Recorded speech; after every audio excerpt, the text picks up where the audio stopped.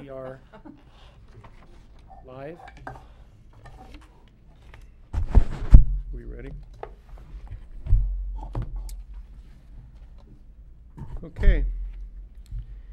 It's Thursday, August 3rd, 2017, 7 p.m. So we will begin the regular Planning Commission meeting. And we'll start with roll call. Chair Spears. Present. Vice Chair Hutt. Here. Commissioners Desai. Here. Friarman Hunt. Here. Hutt. And Pevsner. Oh, I have Hutt already. Yeah. Okay. Next up is the approval of agenda. I will move that we approve the agenda. Second. Okay. Motion is made and seconded. All those in favor? Aye. Aye. Anyone against? All right. Go on to the approval of the minutes of the meeting of July 6th. I had a couple comments on those minutes. Okay, let's hear them. On line 70, it says that I stated that there would be a second reading on July 11th. I'm pretty sure someone else said that. It might have been discussed, but I did say that because I didn't know. And the other thing is at the bottom, it says Chair Friarman Hunt adjourned the meeting. And by then, I wasn't the chair anymore, so That's true. someone else adjourned the meeting. Really? Yeah. Was it me? Yeah. Did I? Yeah. I think you did, yeah. Yeah, because you were running the meeting, so you must have adjourned it. I did? It was a long time. Vincent who said it was the second reading. Yeah, someone else said it. Okay. Does anyone have any further modifications to the minutes of the meeting of July 6th? We will entertain a motion to approve with amendments. I'll make that motion. Okay. We need a second. Second. It's made and seconded. I just wanted to clarify, do we need all four to pass, right? Yes. I wasn't at the meeting, but I did watch it on video, so I can vote, right? Yeah. And this is not a public hearing tonight for the ordinance, for the vacant property registration ordinance. This is still discussion. Okay. So But I just meant for the minutes, I can Oh, yeah. vote for the minutes because I watched them. That way we can approve them. Okay. Okay. All those in favor? Aye. Anyone against? All right. So now we come to audience comments. I would read the full discourse to advise audience, but we have no one in the room. So I think we will decide that audience comments will be set aside because we don't have an audience. So we can go directly to item number 5, discussion of the vacant property registration ordinance. We'll go to staff. Yes, on July 6th, the Planning Commission initiated a discussion and provided direction to staff to draft a ordinance for discussion, and that's what we are going to be doing tonight. And also, I would like to point out that Vice Chair Hutt did review the draft agenda, and I have that on the dais in red line, underline, strikeout. I'm suggesting that we go ahead and review the ordinance from this document. Okay. So we will go through the ordinance and step by step, and everybody can contribute to what issues that they have. Are we okay with that? Yeah, I have Yeah. a couple of general things I'd like to bring up first. Okay. One is that I did watch the meeting, and I pretty much agreed with everything y'all said. I thought you were spot on. I saw there was on the Sierra Madre group, not the city's Facebook page, but the Sierra Madre group, someone had posted about the issue of vacant properties and that we needed to do something, and there was something like 70 comments. Wow. And I, in fact, even commented and said, in fact, we are looking at a vacant property registry. Please come down and comment. But I guess it's easier to comment on Facebook, so there it is. So one thing at the last meeting is Vincent said that the list of vacant properties is not publicly available, which totally makes sense to me because you don't want that on the city's website that says come rob this list. Yeah. But I would like to understand a little bit more about who does see it, because I mean, and also what the procedures are to make sure that that doesn't leak out, but that the right people see it, because we definitely want the police department to get it so they can peruse it. So how does that work? So essentially, and I know we didn't completely spell it out who has purview. It will reside in planning and community preservation. Code enforcement will have access. They're the ones who pretty much identify through complaints which properties have been vacated. Also, police and fire, or the fire marshal will have access to that list. We also have, I included on the dais, it's not in your packet, an emergency waiver vacant property registration requirement, and also the vacant property registration requirement application form. So in the emergency waiver, it does indicate in here that the waiver will allow the fire marshal, code enforcement officer, and also the police to be allowed access to the property, and the property owner would have to sign off on this. Okay, so But we can certainly add more language in the ordinance. well, to I that don't effect. know that we need that in the ordinance at all. It seems like something that's more an administrative thing. I just wanted to make sure that, Yeah. you know, there are policies Yeah, in we place. did have that conversation even internally. This is something that we don't want publicly shared and people Right. to have access to. Okay. And then the last sort of general thing was, all of the discussion was focused on single-family residential.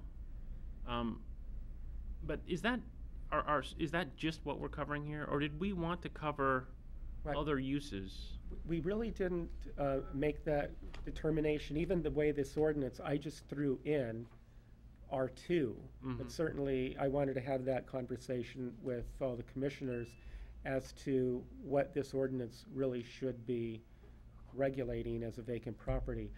And should it be R3? Should it, I mean, I started thinking R3 is going to be difficult because you'll always have some vacancies in buildings.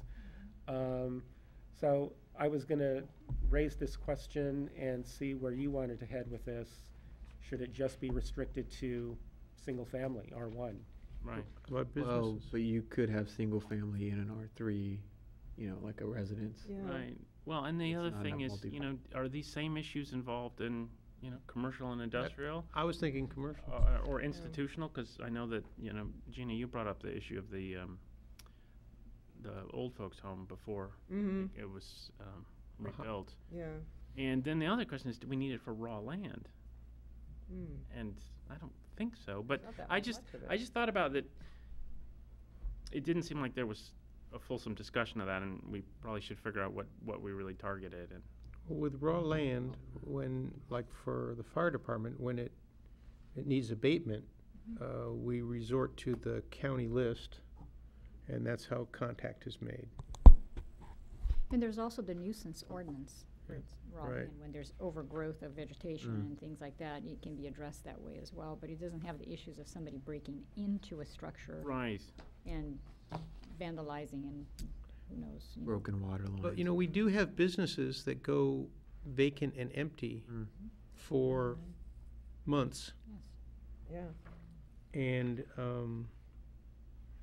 well, and then But you know, some of that, like, I think the time periods we'd have to look at would be different. Like, it wouldn't be out of the norm for like a business or commercial building to be vacant, you know, longer than 60 days or something, you know. Like, it seems like the criteria would be different, well, you definitely need different criteria. I mean, what does uninhabited warehouse look like? You know, Mhm. yeah, versus a I mean, residential. I've got storage space that I haven't visited in 60 days. You know, but it's Mm. got junk in it. Yeah. So the other thing is, one of the things that's different about single family than any kind of multiple place, whether it's a apartment building or even like retail with a lot of different units, is that even if one is vacant and those things, there's other people there that have eyes on it. So a lot of the issues of, you know, And- people abusing the thing don't seem to be as worrisome, I guess. And the sample ordinances that we looked at from other cities are really all focusing on single family. yeah. Because that's, I mean, that seems to be the main issue. The issue is you've got a vacant house that sort of attracts, it's attractive nuisance that people could, Right. In a Squat residential, in or it's in a for a residential party. area where everyone else is up to speed, and this one is the sore thumb. And as you were saying, Letitia, we do have other code enforcement stuff, so we don't want to be overly inclusive. Mm-hmm. And I guess we could always amend it later if we felt like, we need it or it wasn't working, but. Yeah. I mean, the way we kind of have it structured, I think it fits well for single-family dwellings, But I think at one point, we may want to clarify, instead of saying zones, that it pertains to single-family parcels or lots or whatever, regardless of what zone it's in. I know, obviously, R1, R2, but Could be R3, it's R3, yeah. possible. I mean, Yeah, we there's a structured lot our in code, R3. our Right, R3 to there's- accommodate that, so it's possible, so. Well, it's also like, in the hillside and in the canyon and, all over town, Mm-hmm. no. Well, the canyon's Yeah. the canyon has had a Right, it's, ongoing problem with property that has Yeah. not been used. I think it's more, it has a lot more to do with the Use of the use, the use in terms of what's built on it, rather than the zone that it's in, by far. I Yeah. agree. So that if we make a distinction on just zones, we need to backtrack to Mm-hmm, the use of single family. yeah. Because I think it also could be, I'm thinking of East Montecito, where you could have empty buildings there that weren't residential, that could present the same issue, talking about commercial or other, We have had commercial space in this town that has gone dormant Mm-hmm. for extended periods of time. but I don't think there's, like, if you just have one storefront that's vacant, and there's, Thinking of the stores whole- on the either whole side, building that's, vacant. it's really more of a whole building issue, Yeah. I agree. Mhm. And even that would be true with multifamily. If you had a 4-unit apartment building And they were all that for some empty. reason was all vacant, Well, it could be, because imagine someone bought it, is thinking of tearing it down and building whatever. Condos. A McMansion or condos or something, and they evict everyone and it sits there. It could sit there for a long time, empty, and that sort of thing would present the exact same issue, mm-hmm. Yeah. if the whole building is empty. I mean, to me, I feel like you almost have to look at that as its own sort Separate of thing. beast, And I would also want to backtrack and say, the complaints or just sort of the interest in this vacant property thing has been primarily around single-family homes. I mean, I don't know how many sort of complaints or things we've had with, entire commercial buildings being vacant on East Montecito or something. I mean, Yeah. maybe zero, I don't know. So it's almost like I feel like we should address Just a have. larger problem at hand or issue, and then if we Mhm. want to tackle that, I think you have to look at, because the timeframes are different. I think some of the Mhm.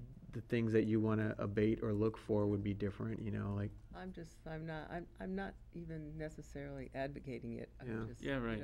I mean, it could happen. I'm discussing. the other thing is, I there's- don't feel strongly about it. there's but- not all that many Yeah. of those properties. So if a few of them do fall through the cracks, I mean, it's not like the thing that was across the street vacant for a lot of years, people Right. didn't know about it. So, I mean, the whole idea with the registry is so that we know where these Yeah. are. Uh-huh. So maybe it's something we don't really need to worry about, and we should just focus on the single family. I think you're right. Okay. We'll do single-family dwellings, no matter what the zone? Yeah. Okay. All right, so, Before go I ahead. move on to that. Sure. What about the issue of two houses I'm just thinking of two houses on one lot. That's Okay. the same. I mean, Would it that would, apply to both of those? Would that apply to either one of those, or not? I think, yeah, I mean, that's R2. Well, it could even be R1 and it has a guest Or house. R3, or an yeah. accessory Yeah. structure, or Yeah. really a guest house, Yeah. second unit, that would Mhm. be vacant. I don't see necessarily I don't see that as being applicable. Because the assumption is if The one, primary Someone's property Primary- owner would be living there, or, or the primary resident is in the the second primary one. structure, and Yeah. then the subordinate structure is vacant. Right. Mm-hmm. Or, I mean, if both are vacant, Yeah. then that's the entire property. Right. Then it would, Then the registration would kick in after a 60-day period. If both are vacant. Okay, all And I right. guess the other thing is when we talk about residential properties in here, we're not specifying zoning, right? So it's really properties that are intended to be used as residential. So there's, some properties that are in R1 zones that are been converted to commercial uses, and nobody lives in them, but they're not uninhabited, they're used. Yeah. So that's, I think the generic sense of the residential that we use here is probably what we want. Okay. So we'll start at the beginning and work our way through this. Anything with 18020 definitions? Yes. I think in the purpose, if we want to say, we might want to add the word residential, where we say vacant property and vacant properties, we might want to say vacant residential in both of those, because we're really just talking about residential. Okay. mm, Anything else? And then, one thing that you'll see in this red line that pops up a lot, but it's really just a simple fix, is in our code, we put each chunk in chapters, and wherever we took this from, they did articles. So I just changed article to chapter. That's Got it. and that's just a referential thing Yeah. for our code versus theirs. So that's not of any import other than that's just the way we do it compared to how they did it.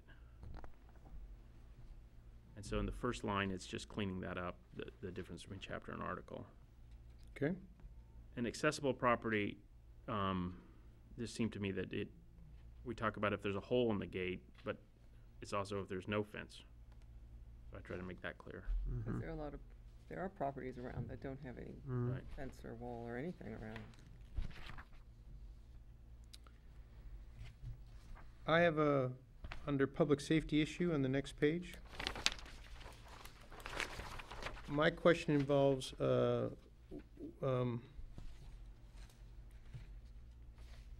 we give, and this form gives access to city, public service, police, fire, public works to respond. Do we want to include county for vector control? Mhm. That's a good idea.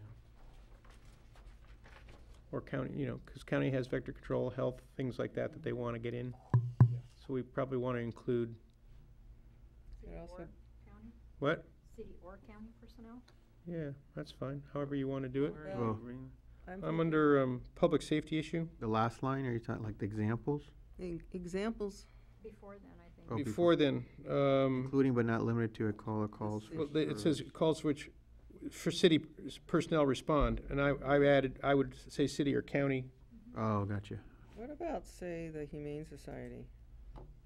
Humane Society's done out of It's- Pasadena, we have it's under not- contract. Yeah.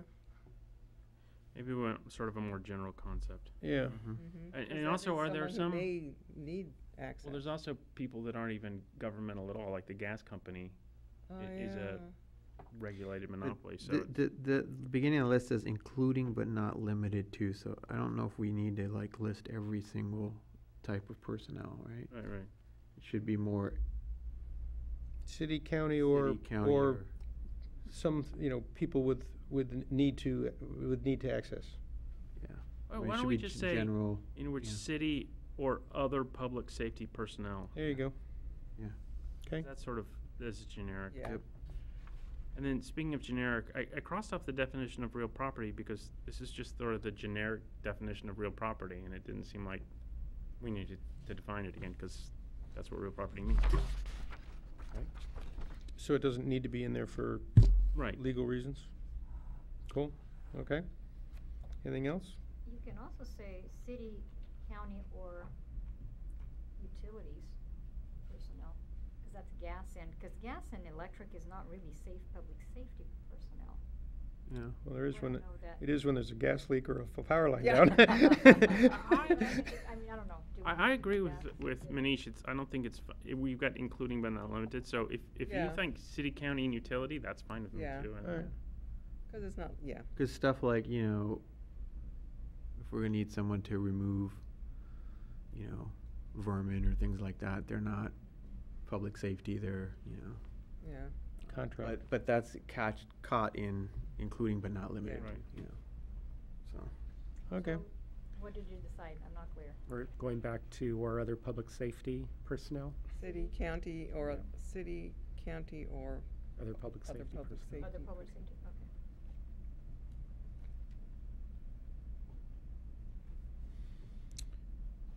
And we're striking real property. Mhm. Are we okay with responsible property?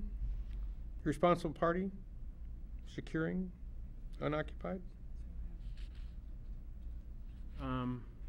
Yeah, and the responsible party, I added the agent because Yeah. that includes the management companies and real estate agents. Okay.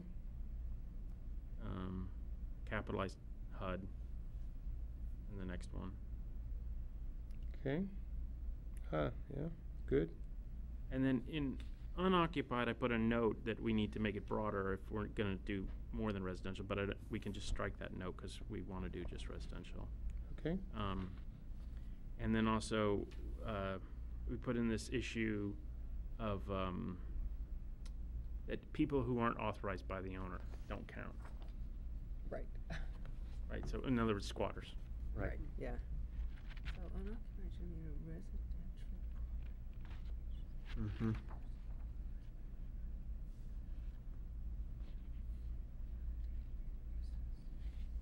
Anything else on O2O? Just because, should say does not live on a day-to-day basis. That D is, gotta go. Which, Oh, it's gotta, It's just a grammatical.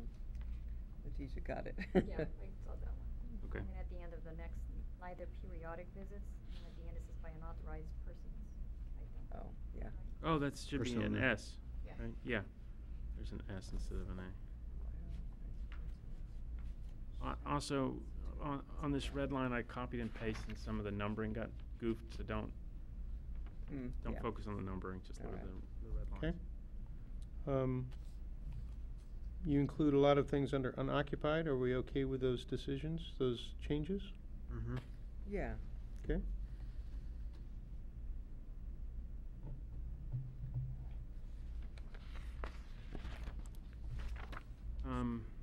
And responsible parties, Well, Right. before we. Oh, yeah. Let me, do we use both unoccupied and vacant in that terminology? Are we using both of them? Because I remember in the previous conversation, we Mhm. thought we would use one or the other. Yeah. But we're using both. I put them both in here, and with the idea that I have many additional Oh, definitions in here than we probably need. Uh-huh. So I wanted us to take a look at these and see Okay. if we could Okay. pare this down. Yeah, because I remember we thought we would Go choose with one or, unoccupied. one or the other. I thought vacant was the one we decided. vacant is where we landed, cause, Yeah. I don't remember. Because There was a someone can reason. occupy a structure, but it's not the right person occupying the structure. Yeah. Unoccupied seemed,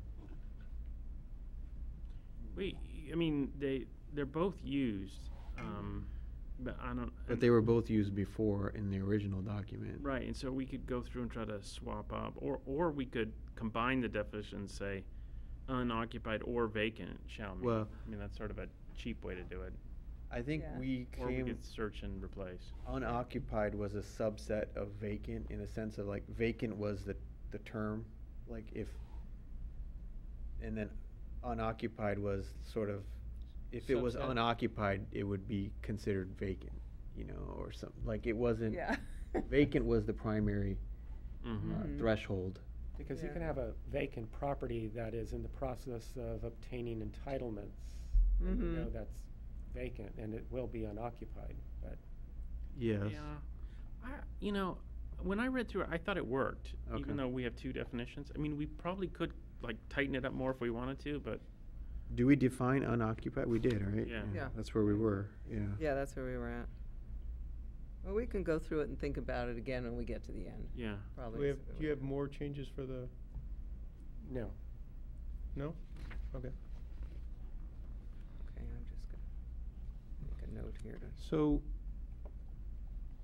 you have one change, John, for responsible parties? Well, it's just that we said that they, in what's labeled C here, I'm not sure if that really is C, because I don't see a B, but, whatever that one is, we say that they have to, cause the abatement in 24 hours, and that seemed like a lot of times there's gonna be issues that you can't fix in 24 hours, so I said Yeah. commence. Sometimes, they also include language that says, and continuously until it's done, or something like that. We can add that if we thought, but, I think some things are just an issue of You might not be locking able to- something up, right? That's gonna be instant, but some things, you take forever. You might not be able to get somebody out there. Right, and if we have this thing that says, nothing relieves the responsible party of the need to obtain approvals and permits. Well, if you gotta obtain approvals, you're not getting that done in a day, right? We have the 24-hour permit. man.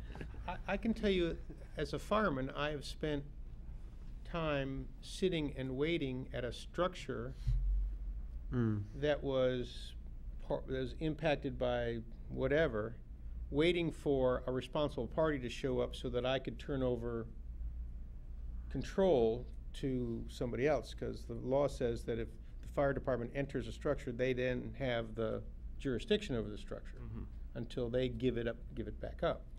So last time we talked, you said, well, an hour seems kind of short. Yeah. And it does until you're sitting in a fire truck waiting for the person to show up, Yeah. listening to all the other firemen go do something else. So anyway, it would seem to me that we'd want to at least get some kind of resolution, or the beginning of a resolution inside of some kind of time period that is comfortable for both the city and the neighborhood. And you think 24 is too long? Well, you know what, if they can get but usually if, like for a fire or something, we want it boarded up for public safety ASAP, because we don't want to, if we leave it, if we walk away from it and some kid or somebody goes into the structure and it's, accessible, what's the city's liability? I don't know, but Right. it would seem that we would have some exposure. So that you have a tension, because you have some things that are health and safety that are really pressing, and then there's other things that are Where like. the lawn gets mowed today or tomorrow is not a big deal. Right, and so, maybe, So are the health and safety issues covered under some other issue that it's gonna put pressure on them? This I don't know. is the health and safety code. We're looking to abate and Yeah. stabilize the situation and protect the city from exposure. I mean, can we have a dual time frame, which is, if it presents an Yeah, you- immediate danger to the public? There you go. they You almost have to come break it within an into hour, or- like tiers or Yeah. something, like- Because, if it just looks bad. We don't care. I mean, We can get it. but 24 is right, fine, but we- if it's presenting an immediate danger to people, then for- you're right, we right. want them to come. For that matter, if it's just mowing the lawn, maybe one business day, like if they don't do it over the weekend. Mm-hmm. But if it's something that somebody's gonna get injured, yeah, that's gotta be immediate, so. Or water, water pipe breaks, you probably want that, And things such as overgrown vegetation is covered under nuisance. And there is an administrative process to address that. Oh, okay. How many days and citations if something isn't done within a certain number of days. So what would this cover then, primarily the more immediate things like More of an emergency issue. Yeah, so Emergency. you may want to look into what's our exposure, and then what's the language to address it. And that we agree that it's not for every instance, but there are some public safety issues that we probably want to reduce the city's. Maybe what we do is we say something like, Really a safety issue. Yeah. responsible parties shall commence the abatement of any unlawful condition, that pose, as soon as possible, and then say, and in no event for public safety, things that pose an imminent thing within, an hour, and for non-threatening ones within one business day, or something like that. Yeah, you'd have to break it, yeah. So maybe the other question I has is, that does the city have authorization, say, we'll just do something simple like a board-up service. You know, there's been a fire, there's, you know, the building is open, and you want somebody to board it up. You know, is the city authorized to, can this form authorize the city to just call the contractor and do it if no one else is immediately available? Yeah, maybe, that's a good point. Maybe what we could do is in the emergency waiver, we could say, if you don't respond to immediate health and safety threat within an hour, you authorize us to mitigate. Address it. The issue and charge you back. Yeah. Is that something the city would want to do? I doubt they would want to. I mean- it's not like they're gonna contract to do it, but the other part is, if it's something that's really dangerous and somebody's like on vacation or you can't reach them, the city's Well, that's probably. why there's 3 people. Right. Contacts. And it implies that the city or, you know, has arrived at the scene, and I don't know what the, you know, if the police are there or the fire department is there, or, you know, what is their relationship with the property at that point? Are they the ones that are? You know, what would police and fire do in a situation where they came and there was an unsafe situation and they couldn't get a hold of anybody? I'd put tape around it. Be a lot of yellow tape. And I guess that's, you know, they could, you know, unfortunately in my experience, it goes back to Sierra Madre. It's a small town, we know everybody, we want to be able to, you know, help, and, you know, we had 41 volunteers, so somebody was always willing to do something to ameliorate the situation. I think in the city of Los Angeles, you'd get barricade tape and, you know, and they'd refer it to somebody else. If you had a big storm and a tree was like split in half and there was half of it was like leaning over the neighbor's house, ready to crush the neighbor's house, and the person couldn't be found anywhere, I would imagine the Department of Public Works would just go out there and cut the tree down. Could be. I mean, maybe He's red tagged the maybe this waiver needs to have full sort of waiver of liability language in it as well, that if the city undertakes any kind of thing, you know. We also might want to, I mean, we aren't there yet, but we might want to say that of these contacts, someone has to be available to be contacted within an hour. Does it say that in the contact list information? Well, we can come back to that, but we might want to say that on the form and in the code that says. It does. I was gonna add the city does have emergency powers under its police powers for exactly that reason. If there's like an imminent threat, the city can take action, but it would be probably worthwhile to include something like that on the form as well, to put the party on notice that, hey, if you don't do it, or if we can't contact you, the city will do it and charge you the cost. See, in John's example, you know, your neighbor next door, suddenly the giant tree is cracking and leaning over your house. We would come there and evacuate your house and tell you, you know, you need to stand out here in the street. But that's not going to be, you know, we don't perceive ourselves to be in the tree trimming business and taking on that additional liability, and we've abated the life threat because we've told the people to stand out in the street. But that's not going to truly resolve the situation. Well, when we had No, the winds back in Yeah. 2011, there were trees that fell on houses. And my recollection from that is that we red tagged the buildings, but we did not get involved in the actual removal. Because we're not in the tree trimming business, Right. exactly. Yeah. So you cannot enter the building. As an owner, you need to know you will not have access until that's addressed. But I think that is as far as the city will go with some of these issues. So, But that's in. but it's somebody else's tree, and you're going to red tag my house. That's going to cause some emotional problems. Well, at that point, you might have some homeowners resort to self-help. Well, I mean, it's exacerbated the fact that the tree came from a property that's vacant, right? So Right. you cannot And get a hold of that owner. And I think that's wherein we want to try to at least, you know, well, here's someone who said that they can, even if they can't show up in an hour, they're available so that they could proceed, call a contractor or call somebody to, abate Yeah. the hazard. You know, the situation I'm familiar in is in leasing situations. The landlord always reserves the right in emergency situations to go in, and if it's not fixed, to fix it and charge it. And it's always the right to, but not the obligation. And you almost never do, but you want that in case. And I think if that is put onto the emergency waiver, that does provide some notice and probably a little bit of bootstrap extra liability protection for the I mean, it's like the issue of the person upstairs has a broken pipe. It's coming through And their the, door's locked and they're on vacation. and it's coming, and you live downstairs. Right? It's that issue. Okay, So all right. I think it makes sense to sort of tighten up, the, And to answer your question, Gina, it's really in section 8.18.030, the responsible parties. Right now, it looks like there's a C. Yeah, I was gonna And say, it there's no goes over B. to the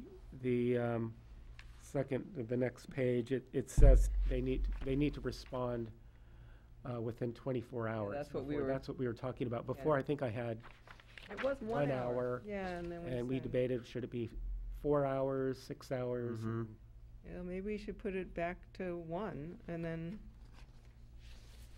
I really think what we should do is we should try to Have say they two- should respond, as soon as possible, and then we should bifurcate it and say if it's an immediate health and safety event within an hour, and then Mhm. otherwise within 1 business day or something Yeah. like that. Okay. Yeah. Because I think, you know, the health and safety issue is well taken, but yeah, otherwise, people aren't gonna get out at 2 in the morning and mow the lawn No. on I Saturday. don't think No, it, and we don't want them to. yeah, because you're not supposed to. So I the, have to say, reading this, I got sidetracked into reading about different nuisance codes in the city. There's some pretty interesting stuff in there, About timeframes and when you can't. and just what's listed. You know, Uh, like, you can't ride a horse in the commercial district. Well, it's sneaking a little bit into our next item. I know that the keeping of animals was a big issue in the past. Mhm. It's not as much now, but it may become again, but But, yeah, but there are, so my only thing on 030 is it goes from A to C and there's no B. there was a B, wasn't there? Might have got struck. So on, anyone have anything on 040 registration? Yes, John. So one thing I changed here is I took the 60-day time and put it here instead of in the definition of unoccupied, because unoccupied really, it's unoccupied if there's nobody's there. And then also, just to clarify, I added number 1, because whatever their intent, if it's unoccupied for 60 days, then it has to register. Because you could sort of, if you were wordsmithing this, try to read that, oh, I know it's been occupied for 2 years, but I intend to occupy it within 60 days, so don't worry. And so that sort of is a catch-all, and then you get to the other ones where there's whatnot about the intent. Okay. And 3 was just sort of trying to make the different lines parallel. Okay. And 4, 5 are good. Anyone else on 040? Okay. So this is one where we're using both unoccupied and vacant Yes. here.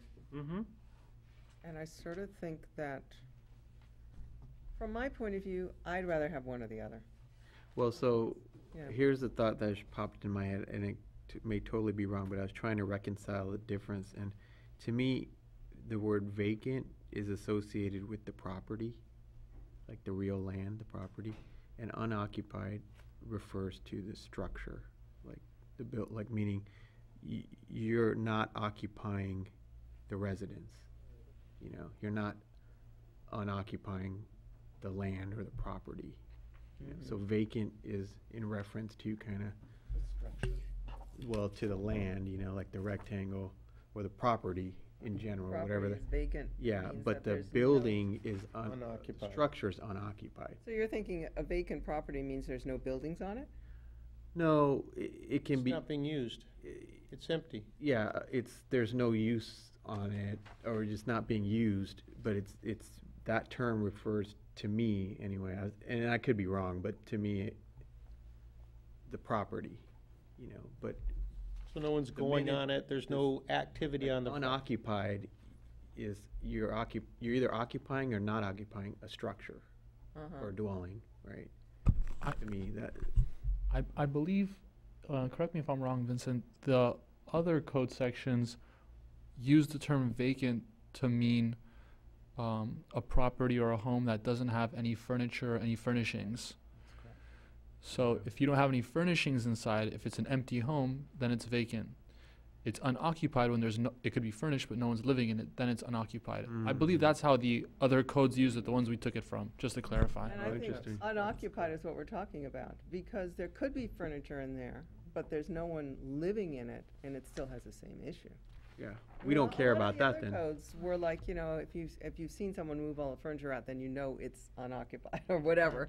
It's vacant and unoccupied, I suppose, Yeah. you know? Well, that's I mean, it's interesting, sort of though. whether it's empty or whether someone's living there, and the issue is, But we really care about the living, breathing person being yes, there or not. that a person Not is the there. furniture. because you could have a place that's, I think, has anyone Well, ever been, no. what's that? The whole point is, we can't contact anyone, no one's there, like, if it's the person that there's no human beings occupying the place. Because you could have a place Furniture that's being there rented out and- furnished. Right, No fair, one's living fair in it. enough. And, yeah, Right. I see Reminds where you're me going of- with it. What's that the town up by Mammoth, that ghost town? Grady. Bodie. Bodie, Bodie, right? Bodie. Bodie. That place is, there's a lot of It's- furniture, but no one lives there. Right, it's unoccupied, but it's not vacant. Yeah. No, it's vacant, but not occupied, right? It's full of furniture. Alex, Actually, it's furnished, furnished, but but no no one's one's in there. Vacant. So it's Vacant and okay. unoccupied. Yeah.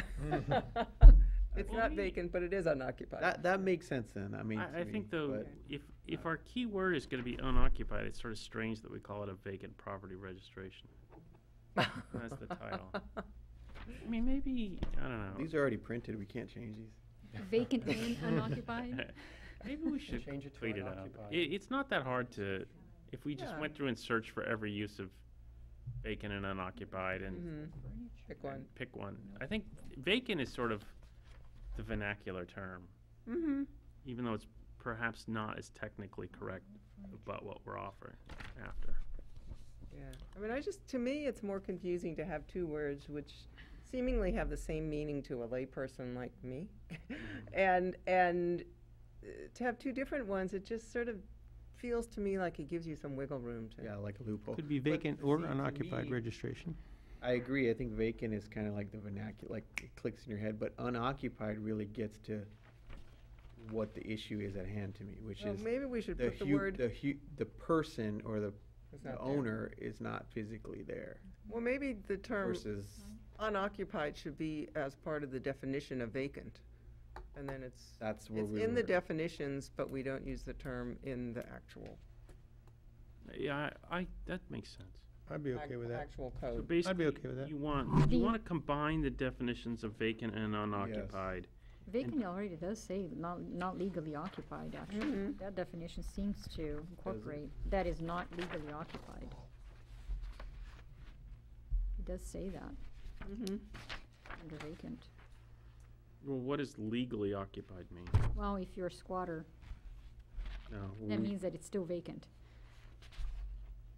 If it's not legally occupied, then it's still considered to be vacant. It means that if somebody has trespassed and is living there, I would be happy to take the information that is unoccupied and use it as part of the definition of vacant Mhm. and solve that issue. Mhm. But I don't think I can do that wordsmithing right Just here. a moment. But you- Because Under there's too pressure. much. But the basic gist is you want to combine the definitions of Mhm. unoccupied and vacant, and then Use the term. swap out every term, use of the term unoccupied for vacant. Mm-hmm, Mhm. yes. Okay. Does that make sense? We're okay with that? Yeah, I think that's. And when you combine the two, vacant is the primary Uh-huh. term, Vacant is terminology. a primary term, which means, which includes it, that is unoccupied. Okay. In essence. Okay. Because this is, when I was reading this section before, I found it confusing, what the, 18, 040. So 040, we're going to wordsmith it so that we're unoccupied is replaced with vacant, So like one would say property has been vacant for 60 days. Mhm. right?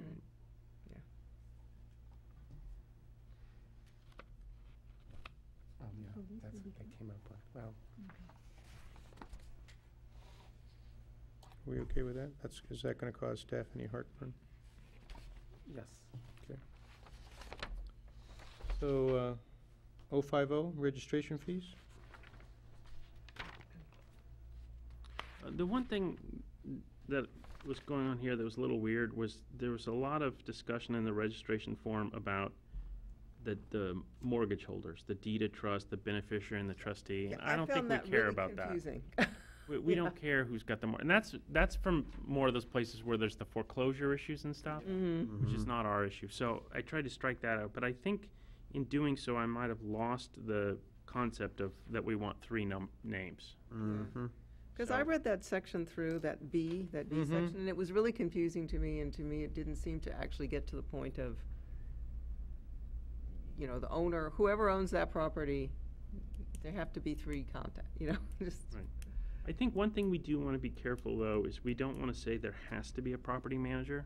Yes. Because there may Because you not. could have, Yeah. you know, if your You- brother-in-law lived next door, that's fine, Mhm. or whatever. Or it could just be you know, just a person. Well, doesn't but have you to need have- three of them, though. Yeah, yeah. So, I mean, maybe what we do is we just say, sort of combine this list and say the name, street address, telephone, and email address of the owner and two other responsible parties, Mm-hmm. or something like that. Mm-hmm. Yeah, What does it say responsible on party the- was what what does I it was, say on the what form? we always asked for. Yeah. Because the form itself has three. No, but the form has one other and then property manager as a third. What if you don't? But the information for property manager is just, the only thing that changes is that title. Yeah, So it could be responsible party, or, you know, Third responsible party party or whatever. and/or property manager. Yeah. Yeah. And we'd be fine. Yeah. Yeah, or third contact, yeah. I guess the one thing is, the only real difference between the sort of two lists of what we want is, one is like, makes a big stink about how we don't want a P.O. box. Mm-hmm. Mm-hmm. And I don't, why do we care about that? I guess because if we send them a letter and they can say, well, I didn't pick it up in the post office, I Or mean, that wasn't here. it takes a while, I didn't get it.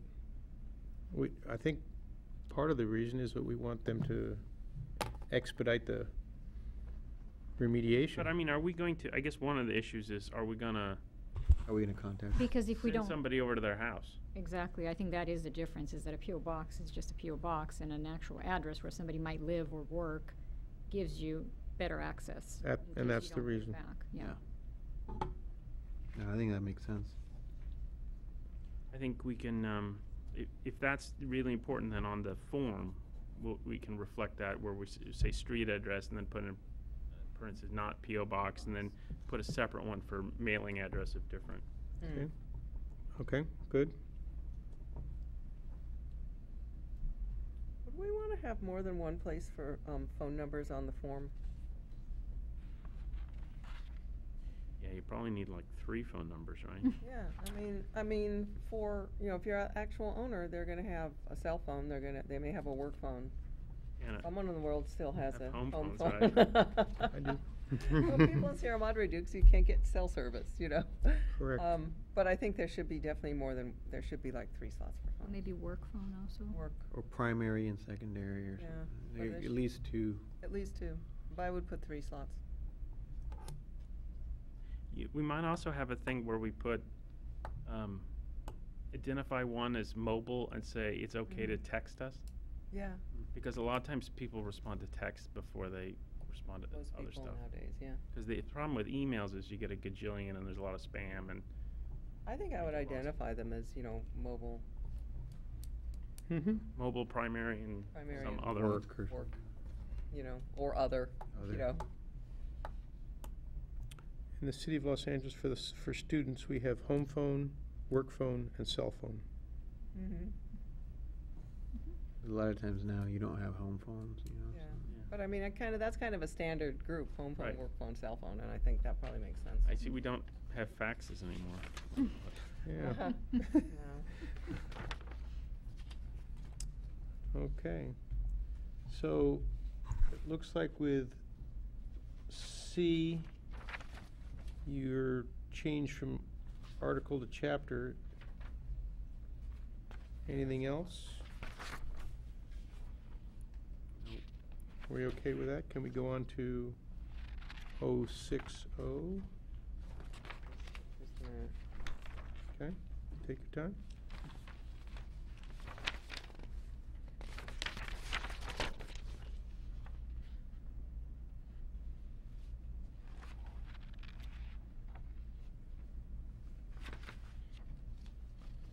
Yeah, that section was fine. Okay. 50. 50 is good. So we can turn the page to 060. 60, I just wondered if we wanted to. No, I don't think it was in that section. Real quick, is re-registration a word or is it a hyphenated? It depends if you're a lumper together or a splitter upper. Looks like re-registration. Forms. It's not a word according to my spell checker, but Re-registration. it looked good to me. So. Alright. So, back to, in the definition of authorized parties, it says it means three-person and the property owner doesn't have to be an authorized party. They might not live here. Yeah. But, Well, one of the other issue is when we start talking about owners, is the owner might be 1245 LLC right, in Delaware. it's not a person. And Yeah. so, yeah, you're not even gonna get their street address. Right. So if you want real life humans, you know, We've had that Because where this people, one, I mean, people because- don't live in town and Right. they live in Right. Montana, but they've got this somebody. one, the first person on this list is property owner contact information. Which And list? Of the- On the oh. application form, the first slot on the application form says property owner contact information. And in the definition of, Well, then maybe it should be like the other form. in the definition of authorized parties, it says you don't have to be the property owner, so, Well, here, it could, because the other form says property owner / authorized agent yeah, contact information. yeah, So so. wouldn't this say I the think same that's thing, property owner / Authorized, yeah, agent? yeah, So, part of that may be if you're gonna recoup the costs of whatever, or need to make legal notification, is that gonna go to the owner or to the owner's representative? Could be either. In this case, if we have just listed on the application, the authorized agent, then we would contact that person. So, do we have do we have a legal obligation to contact the owner if the owner is distant? we probably do in certain circumstances. I mean, if we're gonna put a lien on the property, we probably do. So do you need that information on the form, or will you get that information? You could probably have one that says owner, and then, and then and then says, authorized and contacts. then say, if owner is not an individual, you know, owner's representative, and then, Okay. Or, because, yeah, if you get somebody who's, you know, some partnership or LLC, you don't Yeah. know I who mean, they I think are. we definitely do wanna have the owner as like number one, as on, the information on here. Mhm. And then authorized contacts, and we could just say first authorized contact, maybe owner, or not, you know, or something, so Right. that we actually have that Three information. humans who we can reach. Yes, exactly, is what we're trying to get at, but I think we do wanna have the owner information on here too. But your question raises a question which I guess I didn't even think about when I looked through it. We have authorized party as one term, and then we have responsible party as another term. Oh, yeah. And I think we want to combine those, don't we? Uh-huh. Yeah. Responsibly authorized responsible party? Responsibly So authorized. in that case, the second box could just be that combined, would be the authorized, or However, which term would you like to retain then, authorized or responsible, when you combine them? Authorized. I always assumed that the authorized authorized person had Well, They responsibility. might not be very responsible. One term refers to furniture only, and the other is. I don't know, yeah, Which I don't think it really matters. Yeah, no, it doesn't. We just need to, I think we just need to One. combine. One is good, Authorized party. yeah. I don't So we think it would matters. replace that second box then where it says other responsible party could be authorized party. The first one would be property owner, the second one is authorized party. Uh-huh. Yeah, and Third one is- in the code, we'd need to do a search then to see which ones we use and which. Mhm. If we use responsible party, does it make it sound like they're gonna fix things more? Yes. No. we always refer to the person that showed up as the responsible party, and that's how we wrote our Responsible. reports. Well, then Is maybe that we more of should- a that's something that's used in the fire? Yeah, then maybe we should say responsible. and that's, Yeah, you know, it's been authorized. yeah, the implication is that the responsible party has authorization. That's why they're responsible. I think responsible sounds like. It's more onerous, you make them, Yeah. they're responsible. Okay, so let's combine them and stick with responsible party. Yeah. Okay. I'm 0 for 2, so I'm staying out of it. Because- It would be nice if they acted in a responsible way rather than just being authorized. Because That's true. RP was either reporting party or responsible party, depending on which end of the report it was at. Okay, are we good with 060 then? No, 060 we haven't started yet. Yeah, I digress. That's okay. We want to get through it. Yeah, Chair Spears, Yeah. I had a question actually for Vincent. I'm just wondering, so that this section is sufficiently broad where we can capture all the activities we want to capture, I'm wondering, does the provision of our ordinance discussing nuisance, is that section broader than what we have here, I wonder? It is. Maybe we should, Something to does consider. it, I forget now, but if it doesn't, we should probably include a catch-all that says, or any other thing that's listed anywhere in the title, or actually, yeah, even more just in That in the code, Mm-hmm. that's a violation. Mm-hmm. Because nuisance ordinance covers more issues. Yeah, that's fine. Or should we refer to that? I'm just wondering if, I don't know if it was in here, but I was thinking of you. when I Under was thinking nuisance? About, well, it's actually the next section about brush clearance and tree trimming, and I was thinking about the sort of, requirements of brush clearance. Right. That maybe needs to be emphasized or, In April, we identify sections of the city and go out and inspect, door to door and provide the owner with assistance and guidance.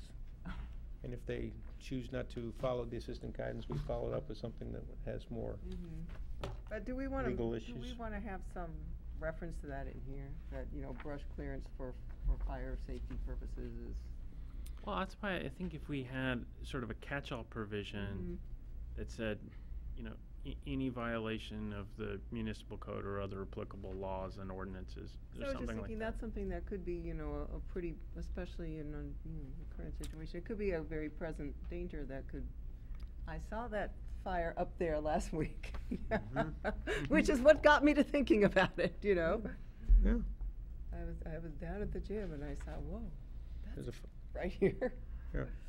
And I just maybe, I don't know, I mean, it probably is in the catch-all. You won't but get we are any, listing I a will bunch not, of I will stuff not and- complain. We're listing a bunch of stuff, and I just think that may be one we want to pull out, because, Would you think that 4 would need to be augmented then? That's where they talk about vegetation. yeah, yeah, You could add, or any, Including required brush. yeah, including brush fire clearance. yeah,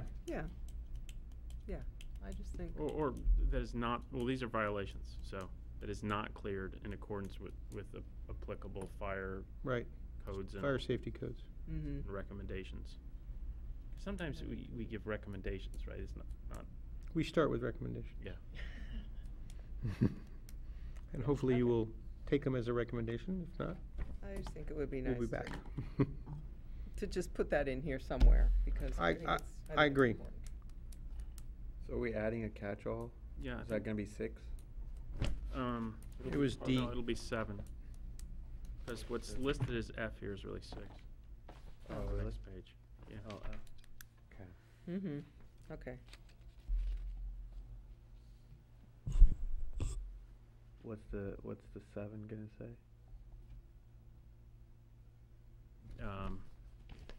Any violation of the Sierra Madre Municipal Code or other applicable laws or ordinances or something like that.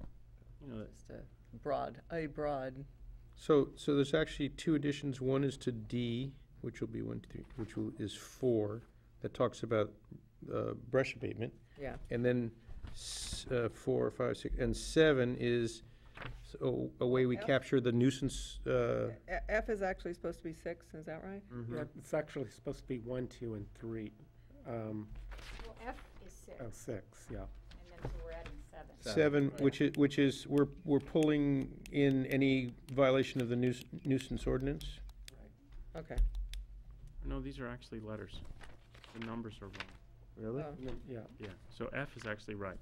Oh, The other ones should be A, B, letters. C, Yeah. eight. and it really Well, should but be A, G. not 4, 5, 6. Yeah. It Yeah. should be 1, 2, 3. So G is we'll add as a catch-all. Okay, Wait a second. This Well, you'll just figure that out. Yeah. I'm not gonna. yeah. But F is actually a Looking sub, at two. an addition to that list there, right? Yeah. Yeah, it's part of the list. However they're lettered or numbered, F and this new thing are additions So to it'd be that G. list Right. G would be any violation Yeah. of applicable codes? of nuisance of other. Do we want to say nuisance ordinance or just, or any other applicable codes? Probably any other applicable codes, because they're, Yeah, I think you could say any other violation of this code or other applicable laws and ordinances.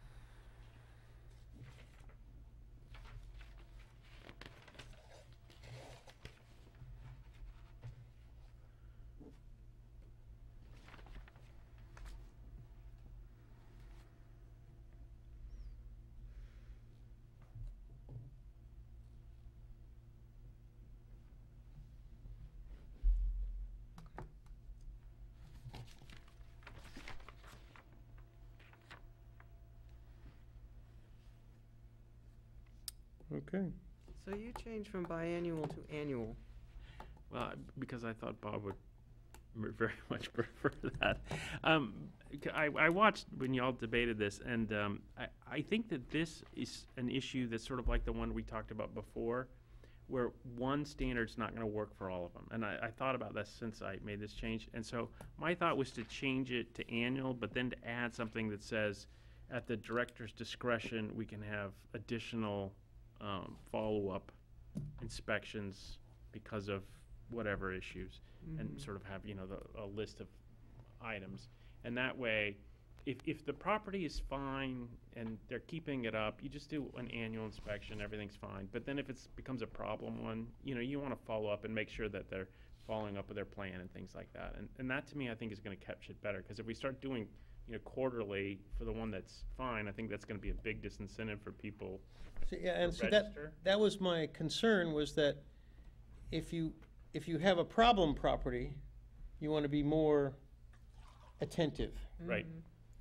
Whereas if it's a responsible party that is taking care of them and then everything is great, yeah, you're right, once a year is, Plus, it's a resource thing too, like, Right. if you don't have to allocate right, in one end, you can allocate it on the problem ones. Mm-hmm. okay? So I'm okay with that. Staff have a opinion on this?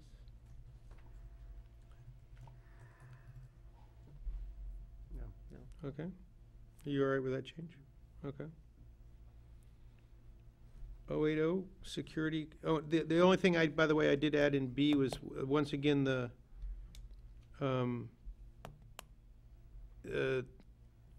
it says county, the fire marshal, code enforcement, and I said county agencies. B. access to the are you looking at property. 8B? Yeah, Yeah, 0808B. Oh, wait, oh, okay.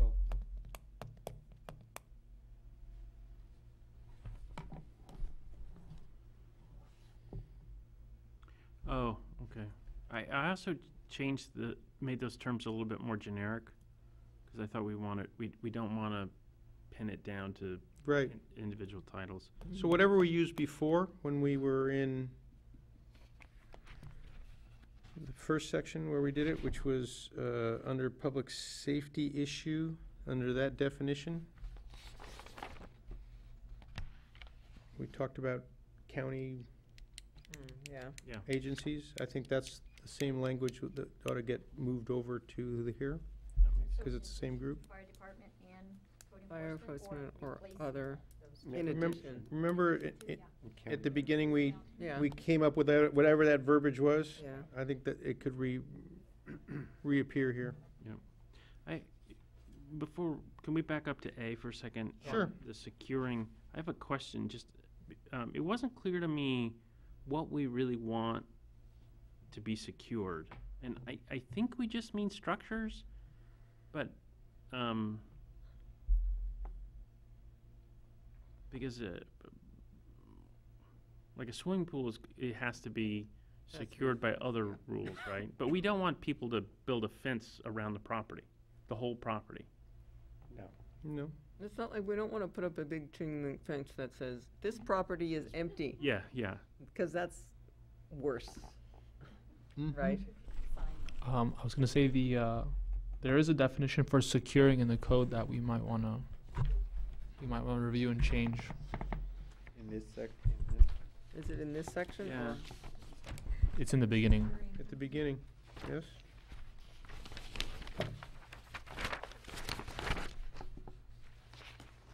Securing. but it refers to HUD standards, which I don't know what that is. And it looks like that deals with boarding That's up. just boarding up windows, doors, or other openings. Right, and that's reflected here about may allow a child to access the interior of the real property or buildings. Mm-hmm. I think, I think, no, you're talking about securing? Yeah. But at the It bottom also of it, talks about including but not limited to repair of fences, walls, and other barriers, chaining or padlocking of gates, and a repairing of board. It's the building, but it's also the property. that's Mhm. that's But I the think- general concept of securing. Yeah. In this requirement, I think we really want to just get to structures. On I the- I mean, I sort of think it says here, if there is a fence, it needs to be in good shape, but it's not demanding that you build a fence.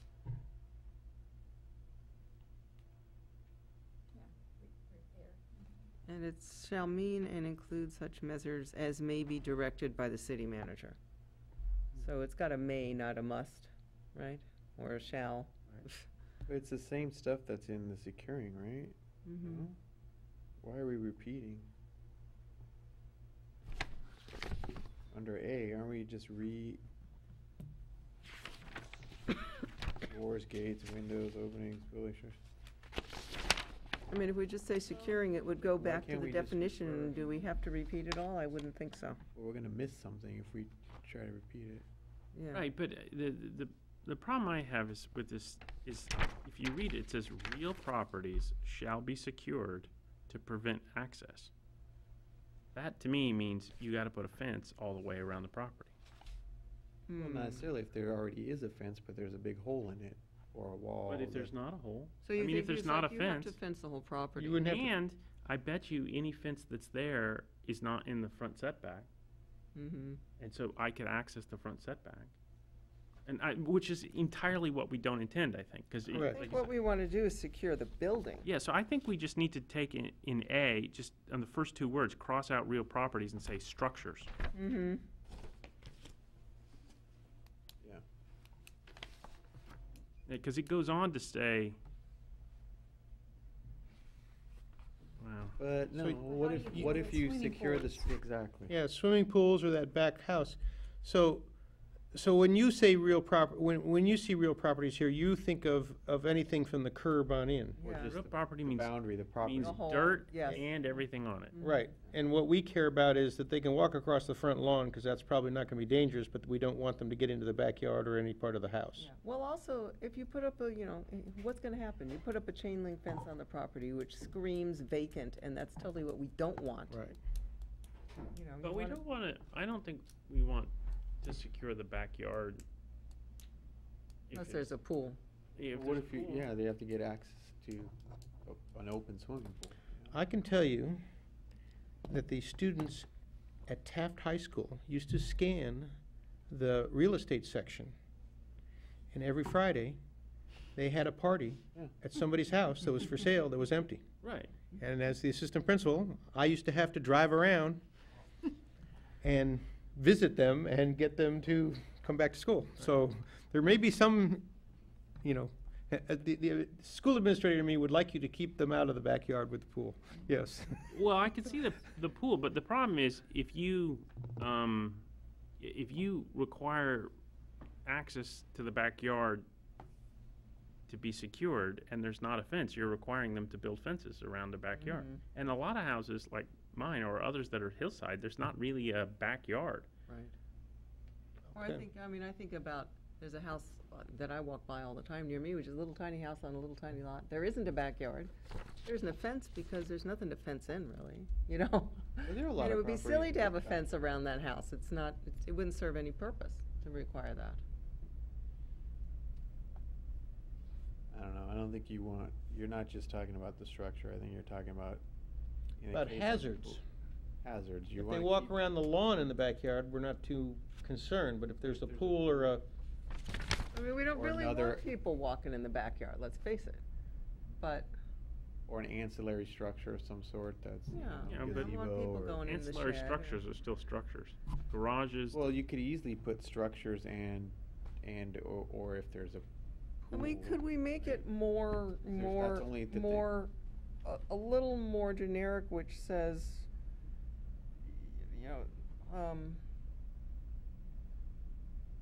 shall be secured in a way to prevent access, that's by unauthorized Well, we- persons, or do we wanna say prevent access, or to prevent? we could say structures, swimming pools, and other potential hazards Mm-hmm, shall be secured. I'm okay with that.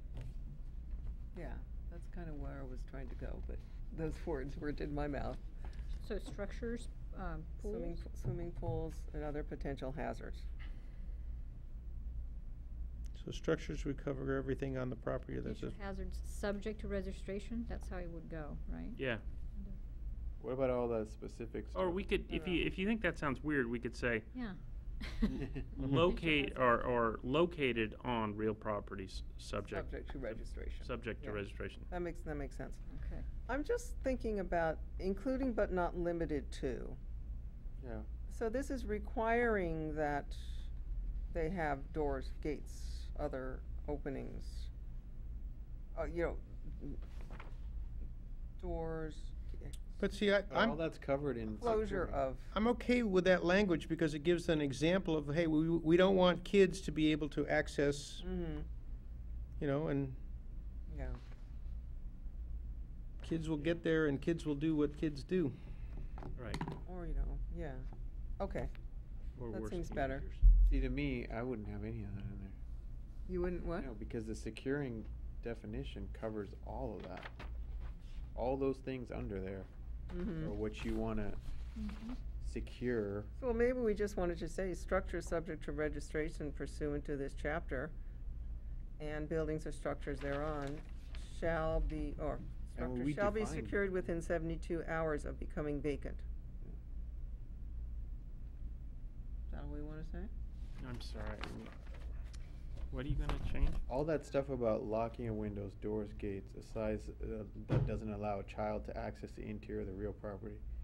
Structures located there, including garages, detached structures. We can get rid of all I that. think So you just put a period after unauthorized persons and lose the rest? Well, but we Becoming have, I mean, vacant. you could say something like securing for, We already have that. I mean, Yeah. I'm fine with that. it's all there.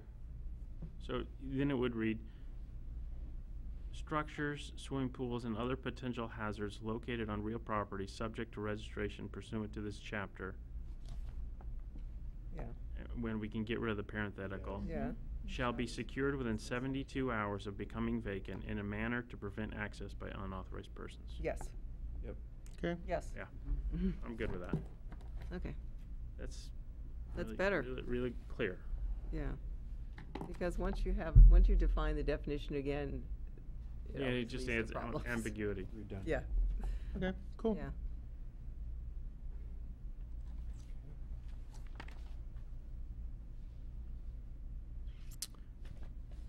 Are we okay to go to 1090, additional requirements? Yeah, because we changed the thing in the one before about, It's gonna match the, so it's gonna match the list in the other part. Definitely. Yeah. Correct. Okay.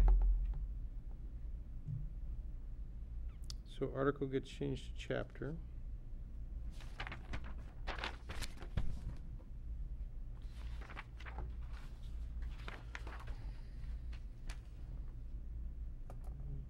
That one's fine. Okay, we're good with that? You wanna go to 100? There.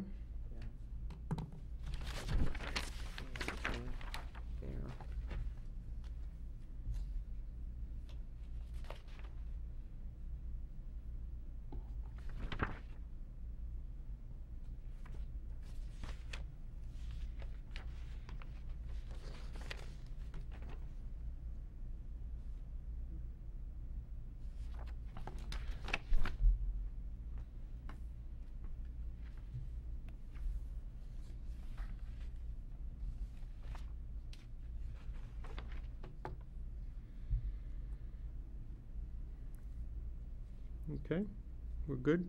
Yes. Yeah. And we're, how about the applications? Oh, The registration agreement and the application form? We've given some input on that. Do we wanna,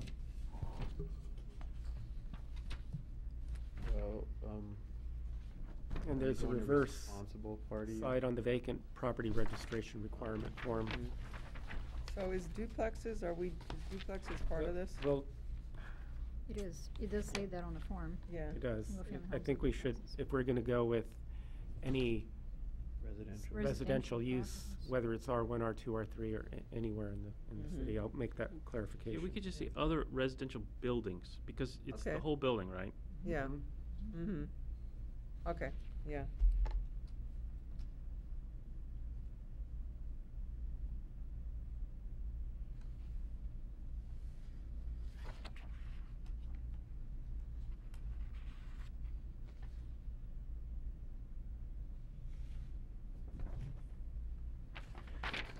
so,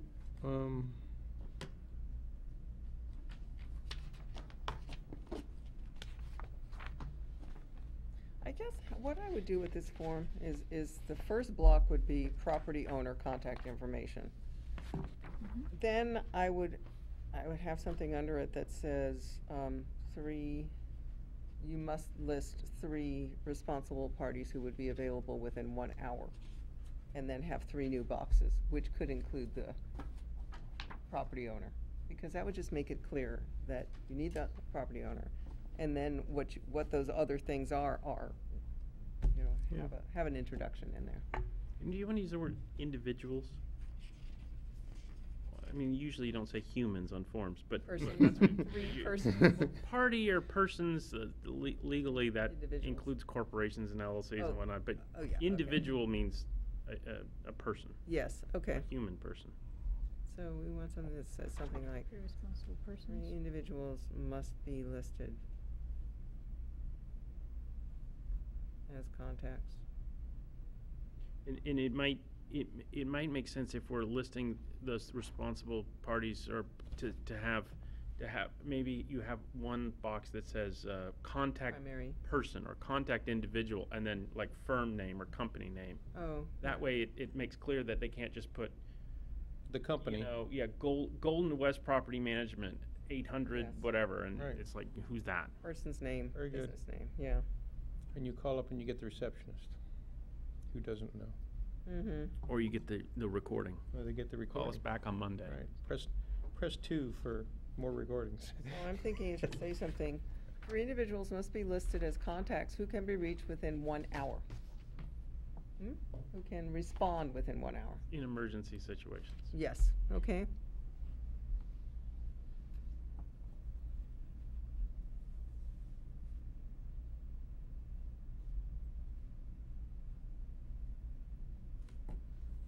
And then you'd have person's name, business, or whatever.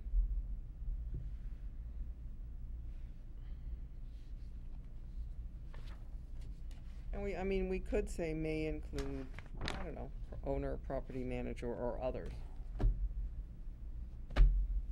As the other three, as the three. Yeah, as the 3. May include owner, May property include. manager, or others. Or other individuals. Other individuals. Or responsible parties, responsible individuals. Yeah. Of the human variety. Or maybe if you just had the first box, in the first group, if you had owner, and then you could have another one that said, if not an individual, owner's representative, or something like that. So it's sort of the same thing where you have the individual and then the firm. You know, you have the owner and then the owner's representative is not an individual. I don't know. I think y'all got the concepts. Yeah, yeah, you can. More simple, the better. We just wanna make Just sure that they imagine know it's they have. Friday afternoon at 5:30 and you need somebody to resolve the situation, otherwise somebody's gonna go on overtime, and you'll have the sense of what we're looking for. The other thing I think we should do is to have some, y'all need to have some sort of procedure that when you enter these into the list, that when there's ones that have all sorts of blanks, to follow up and say, yeah, we're not taking all those NAs, I don't know. What, the back of this? I just wanna caution us on, it looks like some of this is probably direct language from this. Needs to be So revised. we Yeah, need it to needs make to be sure it's- revised to, with the Yeah, like the security reflected, yeah. requirement section, so. Mm-hmm. Are these just like the highlights, or, in other words, why, if we have this on the back, is it like this is just the stuff you need to know, and what's in here is not? I just don't want us to get in trouble, like we didn't have something on the back of this form that they needed that is in here, you know? Well, at the bottom, it does refer you to the municipal code section that has all the information Mhm. about the municipal code section relating to this. Yeah, but that's what I'm thinking, like, why wouldn't we just, like, Oh, just go read this, like, or? I mean, that's a point. I'm just It's wondering, like, on- what, is this like a cheat sheet on the back for them, so they know just like, what's the point of this? These are things that we are asking them for, for instance, the property maintenance plan. Sure, they can go ahead and locate that within the Okay. ordinance, All but right. this is. You're we gonna wanted have- to make You have to sure that- attach it to this Okay. is something they're gonna have to submit. That's something- with oh, this yeah. form. So all three of these things are things that are action items for them? Right. Mhm. Okay. Well, then Yeah, that the makes time Oh, I of sense. see, that makes registration. sense. That That's makes what they sense. have to do, Yeah, the yeah. time. And I just would wanna make sure it's the same, Yeah. Mhm. we don't. miss something.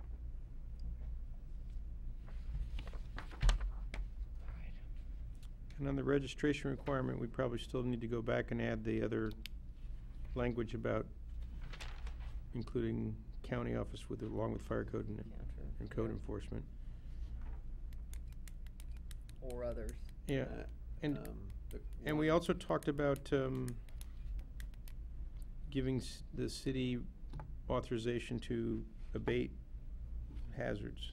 If not, the Yeah. authority, but not the obligation. Right.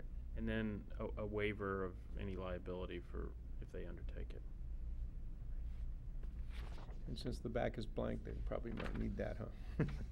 And then we talked about last time, kind of, there was like a fee structure, I mean, it varied from city to city, but did we arrive at this standard annual fee because it covers, Said 250 on the other one.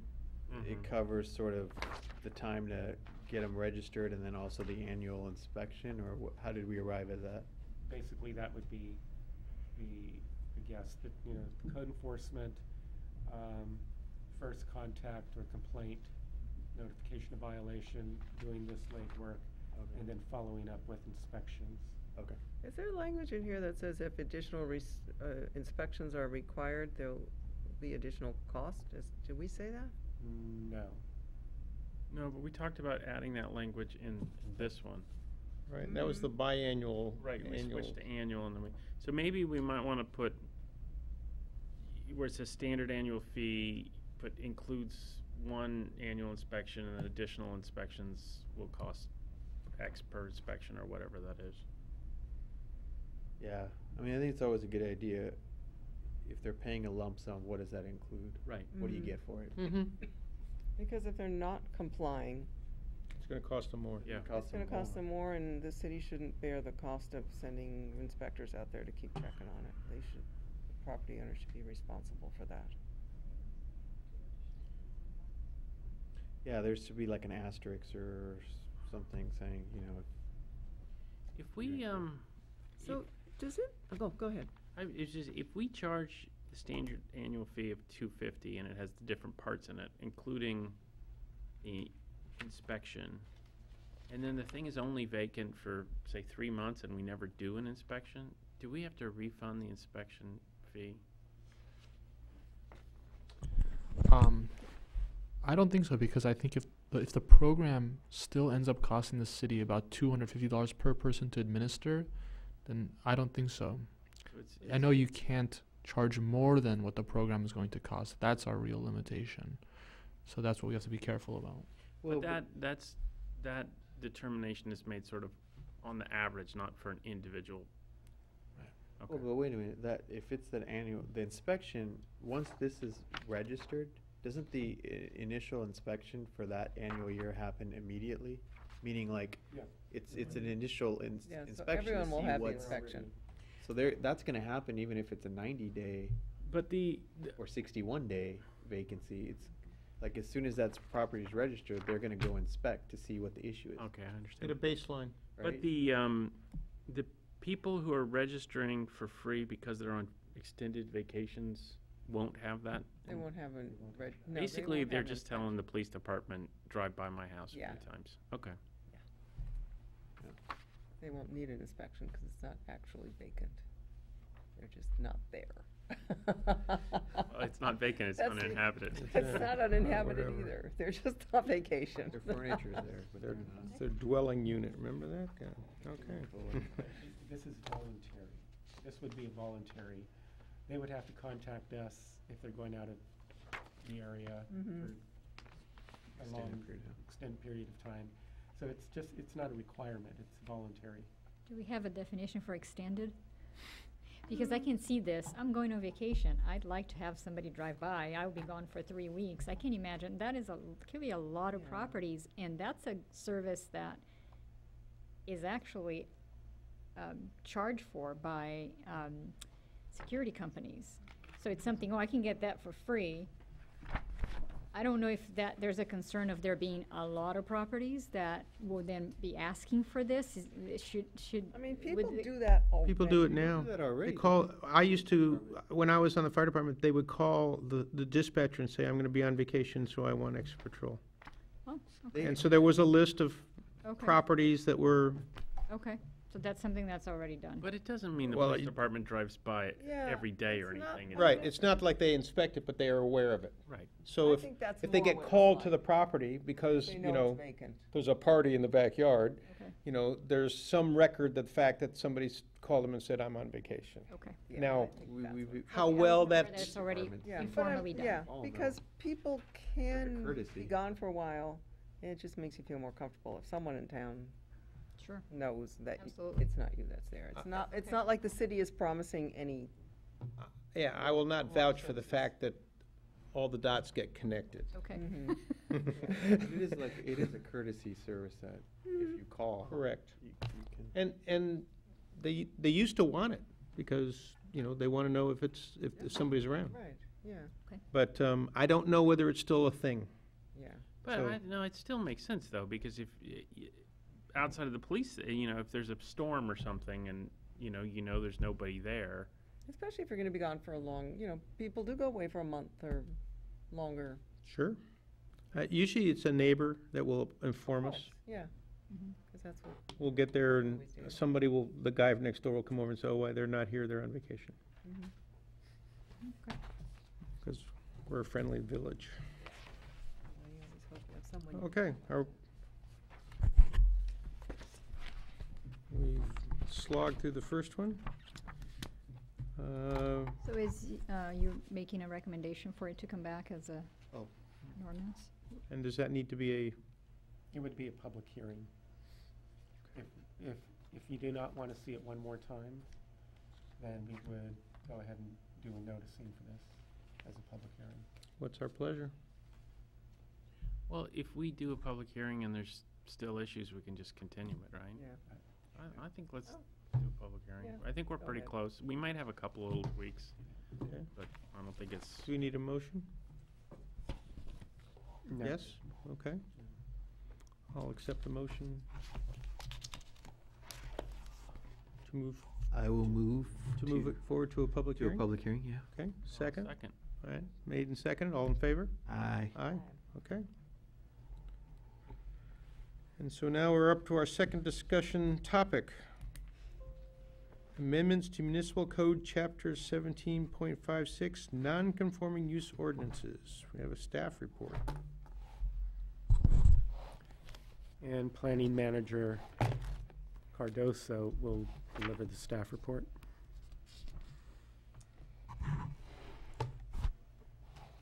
The next ordinance that you will be considering for amendments is the Nonconforming Uses Ordinance, Chapter 1756. The City Council has directed staff to seek a recommendation from the Planning Commission to, for amendments to the city's Nonconforming Uses Ordinance for their consideration. This ordinance, which is codified under Chapter 1756 of the Municipal Code, regulates land uses and structures that were conforming at the time of their establishment and or construction, but have since become nonconforming due to amendments to the city's zoning code. It has been many years since this ordinance has been updated, and it is quite difficult to apply in many instances, and it also falls short in addressing a variety of specific non-conforming issues that arise from time to time. In the process of amending the ordinance, staff has some recommendations for some of the more salient issues that come up and is not currently, and they are not currently addressed in the ordinance. Things such as demolition of nonconforming structures, vacation of nonconforming uses, changes to nonconforming structures,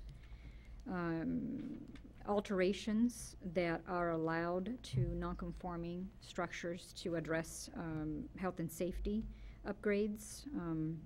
Also uses that are listed as conditional uses, however, if the existing use, which requires a CUP, does not have one, it's been there for a long time, and it vacates, does a following use that is the same use, would then that use be required a CUP? Also, the nonconforming parking policy has been to allow credits for nonconforming parking to be grandfathered in. Another item here that staff did not include is expansion of nonconforming use by expanding a structure.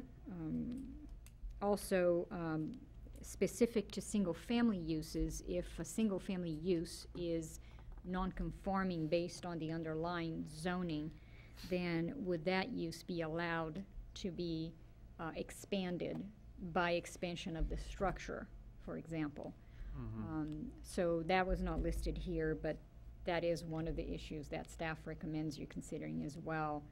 For example, on East Montecito, there are single-family residences that are not conforming based on the underlying zoning ordinance. Would they be allowed to expand that use, expand the actual structure, which then would allow them to expand the use, which is non-conforming? So these types of situations, staff it- recommends be addressed as well. In that case, though, is it non-conforming because of the use like it's a commercial use zone or whatever? but you've got- Manufacturing. It's Yeah, and you got a And- residential Right. use. And manufacturing zone does not allow single-family uses, so that has been there historically. Mm-hmm. So, but it has become non-conforming.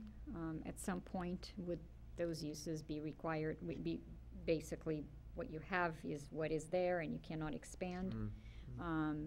There, other instances in the city where there's existing non-conforming.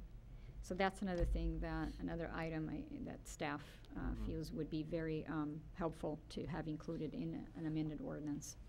In the packet, you were provided with the city's non-conforming ordinance and also some samples of adjacent cities also for your review.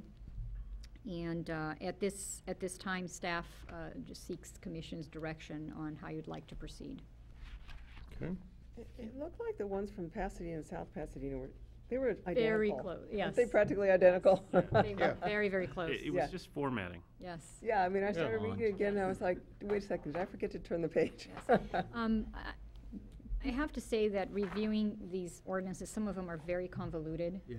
And I found that the Pasadena seemed to be a little more, it was easier to follow, and I wasn't surprised when I saw one that was pretty much Right. almost a copy of it. Perhaps Yeah. they felt the same way, but it seemed to address a lot of the issues that do come up from time to time, where others were a little bit more all over the place and didn't quite include everything, That's probably at like least in a useful. Yeah. quilted accessible- over Well- the centuries, right? Exactly. Reading, it was good to have all those because you could see they ran the gamut of kind of very restrictive and those that were flexible in the sense of you had to know the context of the non-conformance, whether it was a use issue, a land use issue, or a structure, and then Mhm.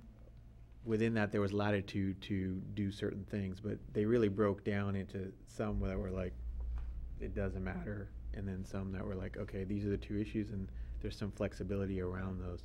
So it's kind of how, I think globally, how do we want to approach? Right, and I think that. one other thing that falls on that, you see in a lot of these different ones, sort of, like you're saying, a different latitude on how much nonconformance we want to allow, and those are policy issues. But you also saw functional ordinances, where you look at our ordinance, and I really think we shouldn't try to amend our ordinance. I think we should just Start from pitch scratch. it Yes. and just I take think so. Pasadena's or South Pass Mhm. and then do the policy changes we want that we're different than Pass or South Pass. But our ordinance just doesn't work. I mean, it's a piece of junk. And I think, though, from a policy perspective, I think that we're probably different than some of those cities, that we are a little bit more eclectic and weird, and we sort of, I don't think we want to be as aggressive on policing nonconformance as some of those I think others. And that Yeah. was another question, is that even in ours, currently, there's abatement, and he gives a certain period of time, which that has never happened here. Well, you hope that these So things I'm that not were sure if that's supposed to have been useful. abated X number of years since 1955 have been abated by now. But I guess one question I did have that's sort of falling on that is, how much in the way of non-conforming uses, Yeah. not as opposed to structures, and I like the way that Pass and South Pass, we're clear about, we're talking about use, we're talking about structures, and we're talking about lots, because those are really different considerations. But how much of an issue do we have outside of East Montecito, because that's a wreck on the zoning not complying with the general plan, do we have on non-conforming uses? It's sprinkled. It's not a solid, here and there you have some residences that are in non-conforming, the underlying zone is non-conforming. I'm trying to think specifically, probably not too many. Right. I Yeah, mean- exactly. If you set aside East Montecito, we probably don't run into that very often. What we do run into often is on single-family properties, for example, there is a garage that is non-conforming because it's too close to a property line, or a structure that is non-conforming for height or setback. Typically, setback is the one that happens often, is deteriorated, it's falling apart, it's termited, things like that. But that's not a use. But that's structure. So that's a structure. That would be a non-conforming structure. It seems to me that we had. Very little. It's more likely a non-conforming structure than a Right. non-conforming use. We had which is issues with obvious. keeping of animals as a use issue. I remember some sort of politics following, and you can see it sort of in places it plays out in the code, where I guess people used to have horses and other people got bent out of shape, but that doesn't seem to be as big an issue now. And I don't know if really any businesses operating in residential zones, other than Like other home than ones that we're not allowed to, Home-based that we business. Home-based. state that we can't. But we have that, those are permitted. Those are home That's- occupations. Right, right. Yeah, Like a different full- animal. So I don't think we have that kind of issue. I think we do have maybe higher density residential, and then to a certain extent that's thought of as a use than's allowed, and that's grandfathered. But I don't think we have a lot of the really, except for East Montecito again, because that's a hodgepodge. We don't have a lot of these. Maybe we have some institutional in commercial zone. No, There's- we do. yeah. We have a lot of We have a- pre-existing non-conforming structures, Yeah. because we're an And old lots. house, yeah, Cause a And lot. lots, probably. and lots, and But uses, I think, but- primarily it's gonna but be there's- like residential in a manufacturing or commercial. In a commercial, That's exactly. pretty But much- the uses, I was gonna ask you for some examples of things that you've had to deal with. For example, one that is, not that I've had to deal with it, but I'm aware of, is where Pentorium is. Uh-huh. The single-family residence south, Behind? it's Yeah. a very small one. Yeah. Mhm. That's a commercial property. So that is a non-conforming use on that property. May even be a non-conforming structure. I don't know how their setbacks measure Right. against the commercial zone, but that is a non-conforming use in that location. It's zoned commercial? Every day. It's on commercial. It is right? on commercial. Another one that is, And it's facing the street. that is the same thing, single family in a commercial zone. It actually has become non-conforming through the general plan update process, where the property has been, the land use has been changed to commercial from institutional, is the single family home on the northeast corner of Hermosa, South Hermosa and Mariposa. It belongs to the Sierra Madre Congregational Correct, Church. and they've used, That is they're not- now using it as in their, part of their facility, and it was a residence. It was zoned institutional, now it will be Right. rezoned when the map comes to you because of the land, that, It's the that land whole- that- designation, Across the from the land park. use. That one Right. across Yeah. from the park, Right. yeah. On the That's corner. another one that is a single-family home. Mm-hmm. Actually, an interesting one is on North Baldwin, the lunch salon. It's a beautiful Yeah. Mhm. basement. That's a single-family home, really, that has been readapted to, in fact, I think it's a historic It is. designated, Wait. so it's adaptive reuse. Right. That is a single-family home, however. Victoria, The right? use is commercial, so the use conforms to the zone, but the structure really is a single-family structure. Right. Okay. But, you know, they're think we varying, have- The other thing on how, getting to the adaptive reuse stuff is, I know we have some provisions in the historic code for buildings Adaptive where you reuse. have some sort of allowance for nonconformance. And I think we need to, when we do this, you know, one of the things I thought about when I read through this is that you can see how it ripples throughout the code, and it really touches lots of different things. And you can have unintended consequences if you start ripping it up without thinking where it goes. And there's, you know, the historic code and how we allow adaptive reuse there. There's also, you know, the general plan, the update is really pushed the adaptive reuse as a sustainable feature, and also keeping the character. And so another thing we have is in the CUP, what do we call it now? Variance and discretionary permit chapter, where we list what requires CUPs.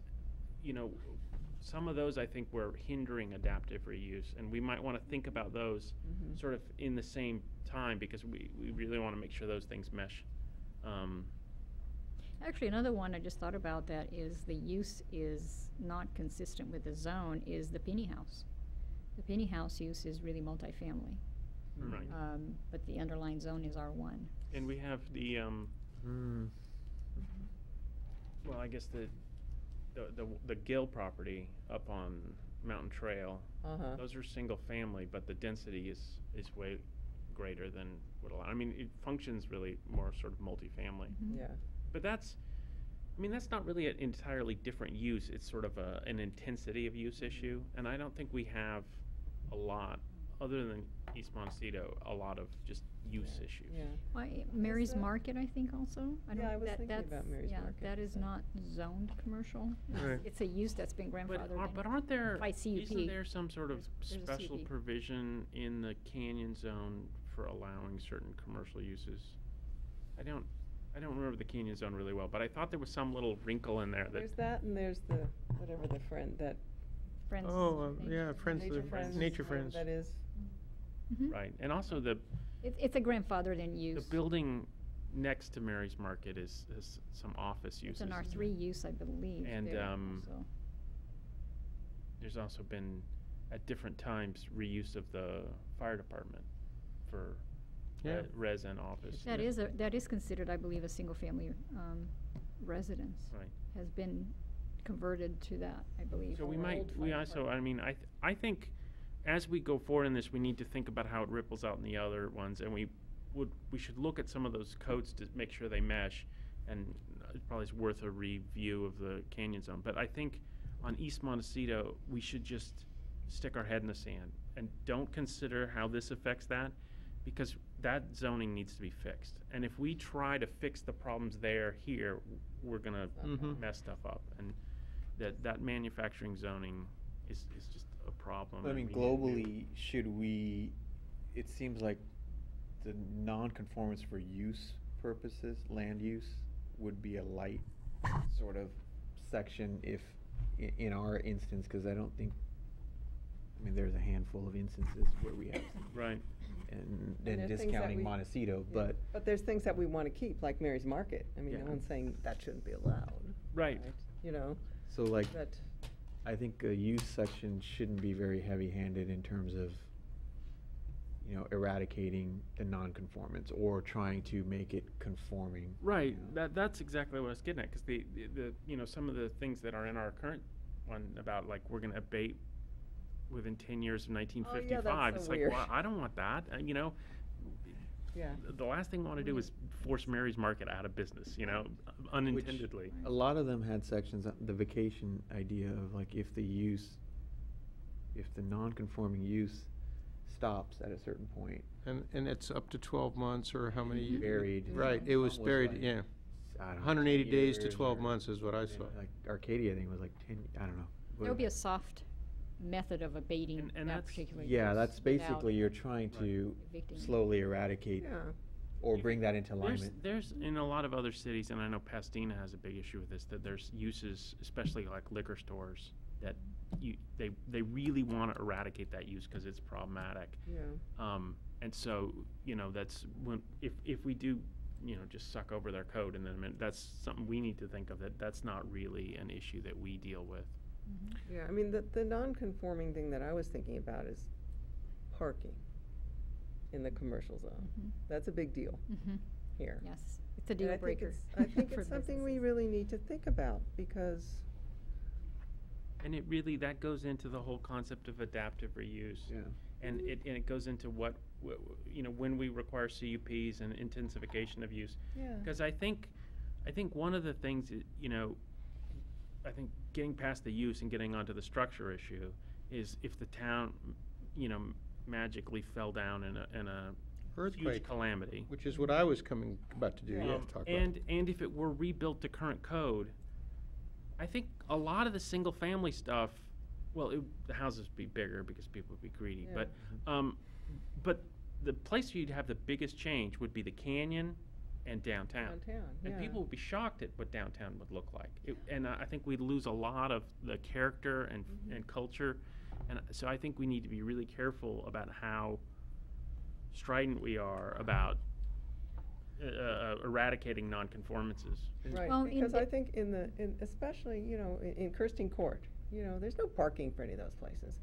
But it's not like we want to tear down those buildings and make them conforming by taking half the space away and putting parking spots. We don't want to do that, And I think that in particular is the thing that I was thinking about, because it would take away the whole character of that special part of what makes Sierra Madre. Plus, I would say, the whole parking thing, like, it's not an antiquated notion, but the idea that we're moving, whether we like it or not, we're moving towards less parking Right. and more other transit orientations, either More it's bike, Ubers. pedestrian, whatever. Like, Right. Yeah. so in your example, like Kirsten Court, I think it's kind of a good thing you can't find I mean, it's annoying at some points when you're like just going to pick up your pizza or something, but like in general, if it forces you to park in this lot and walk, Right. I I completely agree mean, with that. Right. why is that, Exactly what Right. I agree with. And that's what Santa Monica and those places have done. You're parking on the sidewalk if you can find anything, so you might as well take public transportation.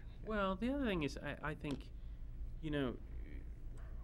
probably we're a lot closer to Pasadena in the parking realm. I think if you go to the west side, people expect to pay, and if you go to, I don't know, Fontana, people expect to be able to park for free right in front of Yes. where they're going. And Yeah. we're in the middle zone that's sort of an awkward thing where you don't want to really pay, but you sort of understand you're going to have some inconvenience. And I think really where we're at is the sort of concept of park once and then go to your different things instead Yeah. of drive to each different item that you need. And the parking ratios are all derived on the so-called cornfield idea, where you've got the store out in the cornfield and you're going to go to just that store.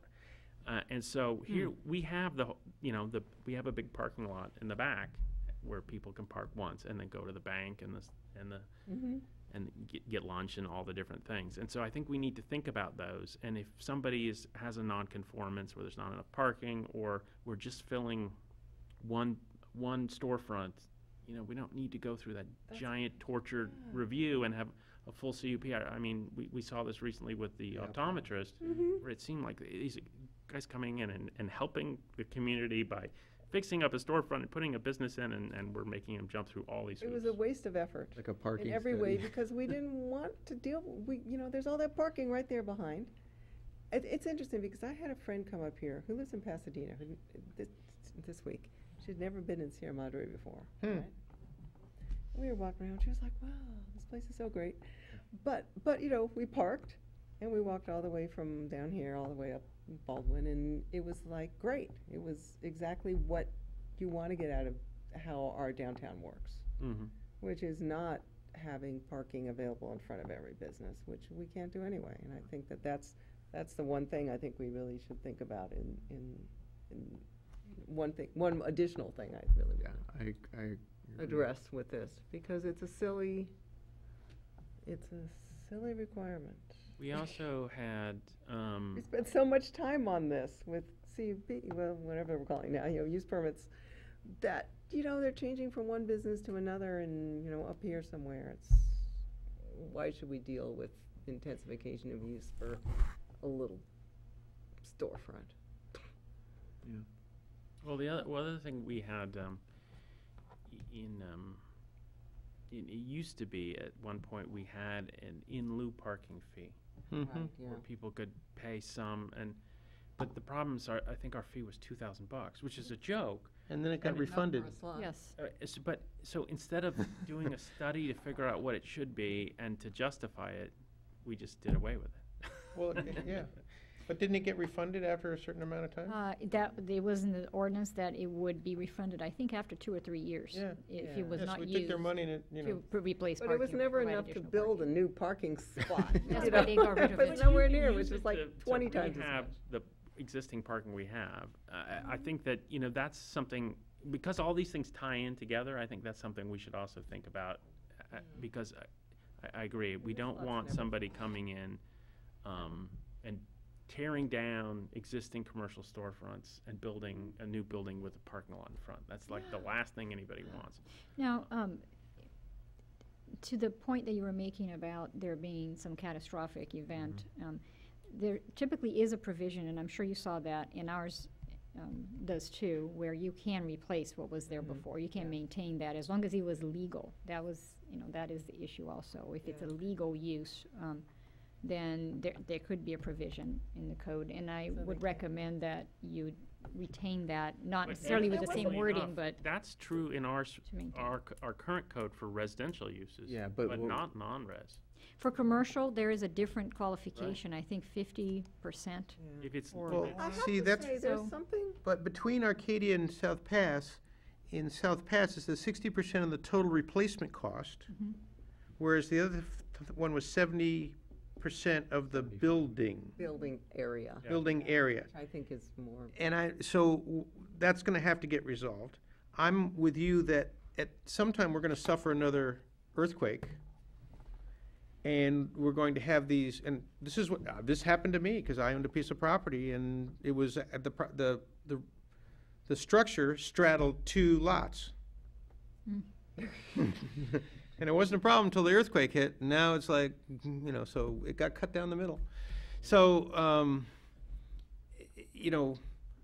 we're gonna have an earthquake, we have non-conforming structures, we're going to have something in place, because otherwise we're gonna fill this room full of people who need some kind of variances. Well, the other issue you get to there is, if you want to let people rebuild the structure that looks alike, you don't want them to build it to the same Not building built to standards new that they codes. had there. Yes. Correct. So Yes. it's, And that's we're in there. talking about non-conformance of basically zoning rules, Zoning not rules. building codes. No, no.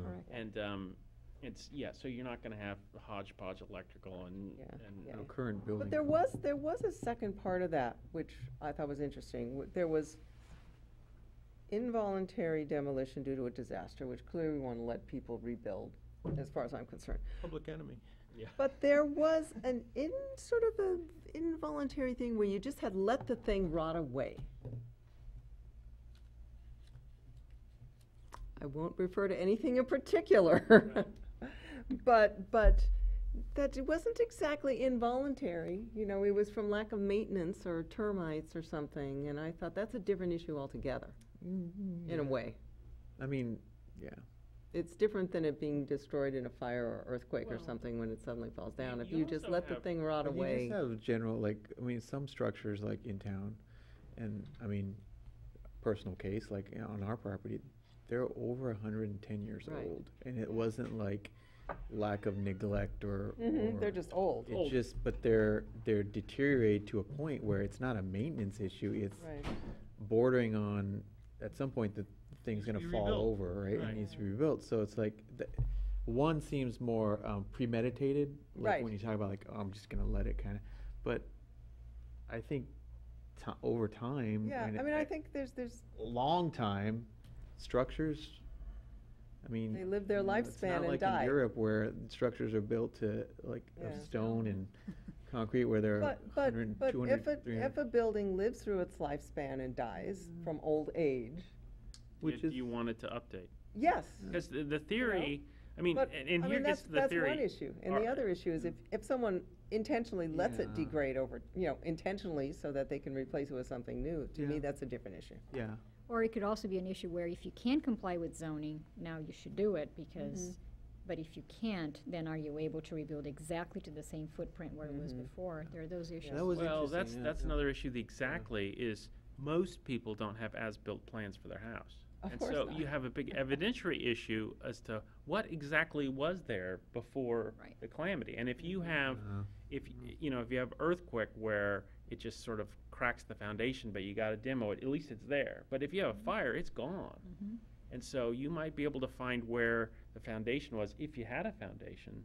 But Because the burden is on the property owner to tell the city, this is what was there before. and so then the question is, well, how do you police that? We now have Google Maps. But you know what's interesting? Well, there is some- such no, thing but as an there's- ELTL survey that actually, if you have a non-conforming property and you're concerned, that you may not be able to rebuild, they're not cheap, but that is one method of But you know, what's Securing. interesting too, Google like, Maps, you you're say right. that in some older structures, like, having had gotten the historical survey, like, on our property, like, there were maps, aerial, like, site plans, albeit hand-drawn, but of what the Well, the footprint of sandboard the maps. structure. Yeah, Sandboard Sandmore maps? maps, of what the structures Right, were, yeah. close, I mean, Yeah. it wouldn't be like That- where every so- window is and right. stuff, Yeah. but it kinda gave you, Gives like, you it the was footprint volume. footprint.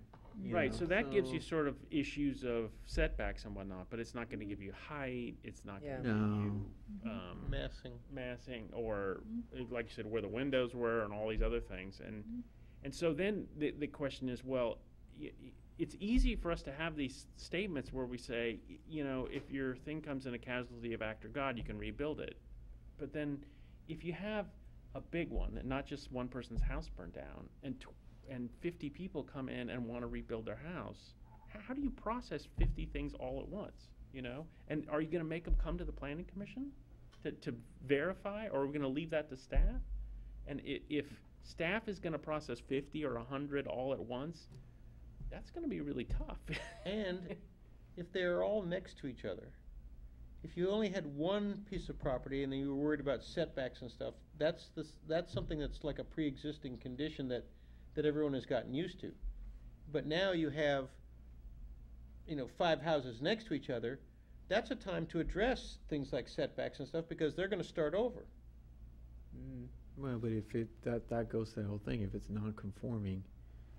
See, okay, so backing up a step, if in that catastrophic event we're talking about, and you were saying it's larger, the large changes you're gonna see are like downtown and in the commercial, I would argue in the residential, which is the 80% or 90% of our properties, you're gonna see huge changes in reflecting sort of, now the lot's cleared, essentially, right? You're gonna see larger properties. People built to code. Yeah, you're gonna see larger properties, built just because of land value have and the such, option. right? They have And the option. opportunity. And some of that sort of subtle stuff where you have densities in 2 or 3 smaller structures on a property versus, Well, the I- large And you stuff. may not be able to rebuild the same, the issue there, though, is not so much where you can choose to build bigger, but if you have constraints where you're not able to restore your original square footage, and now you are limited, if you're to comply with a smaller square footage, that could be an issue That's as the well. issue that I The other thing that happens with this type of thing, where if it's destroyed, can you rebuild, is when you have, and this happens actually quite often, is where you have an R1 property that has always been R1, where over time, people have illegally converted accessory structures to units. And that's where the difficulty comes, because if we don't have any record in the file that says that was legally done, now we may allow it to reconstruct the structures but not restore the use, because if the use was illegal and we can't, there's no Verify. paperwork to verify, that becomes problematic as well. Right. Well, And but the they other could does build happen. but they could build a second unit. A second unit, but say that they have 4 units now on this R1 house, property, yeah. and it has Yeah, yeah, happened. yeah. And now, what happens then? Somebody bought that property under the impression that they could continue with this multifamily use, which is non-conforming though, right? non-conforming and potentially illegal unless we have verification that it was approved at some point by the city. And often we don't, Wasn't. then that's an issue Well, also. that- Probably yeah, It's that's- been wasn't. there for 20, 30, 40, 50 years. The next thing you know, how do you address that? That's, Right. that's that's a an non-conforming issue. use that I was talking, with the underlying zone. But I mean, do we even have, like, this goes way back, like, 'cause a lot of structures are very old. Do we even have, like, whether an R1, single-family dwelling on some R1 lots that are over 120 years old, whether those were legal structures? I mean, I guess, because there's no there's no permit. There may in not some be. We don't have cases. records of permits. Well, Well, a lot of correct, work- if it's going back to I don't know, 1800s or. 75 years or. Yeah, county, sometimes county assessors Uh-huh. has information and they refer to a permit number, then, we kind of might be able to use that. It's, can be difficult sometimes Yeah. Right. to. Well, it's I mean, I this, you think get that the if- same issue on lots, because, Yeah. the whole thing is, now you do lots by the subdivision map act, and you used to do it just higgly-piggly, but a lot of those lots, it's not clear whether they were legally done, and then you get into, and when you're talking about stuff that was done in, you know, around the turn of the last century, it's just hard to prove. Subdivision Map Act wasn't adopted by then. It was around, I think, the The 30s or 20s when it came along, so. The other thing to think about is, you know, if you do have a casualty event that's a big casualty event, and you have this crush of trying to build, it can be an overwhelming thing for the city to process, whether it's staff level, CUP, whatever. And there's also can be the fear that, oh, you know, people got to build their house and whatever, and you can let some stuff get through that's pretty nasty. I used to have a house up in Eaton Canyon that it was in a thing that had very tight architectural controls and a bunch of really cool mid-century modern houses. And then there was a fire in, I think, the 90s. And Yeah. it burned all the way through. There used to be a giant building in Eaton Canyon that we would use for fire staging up there, and that went, and that was like And shocking. I remember one I was evacuated from the house I lived in Yeah. East Pasadena at The that nature time. center got burned down and there. one of my neighbors had this big pine tree that was like only had branches on one half.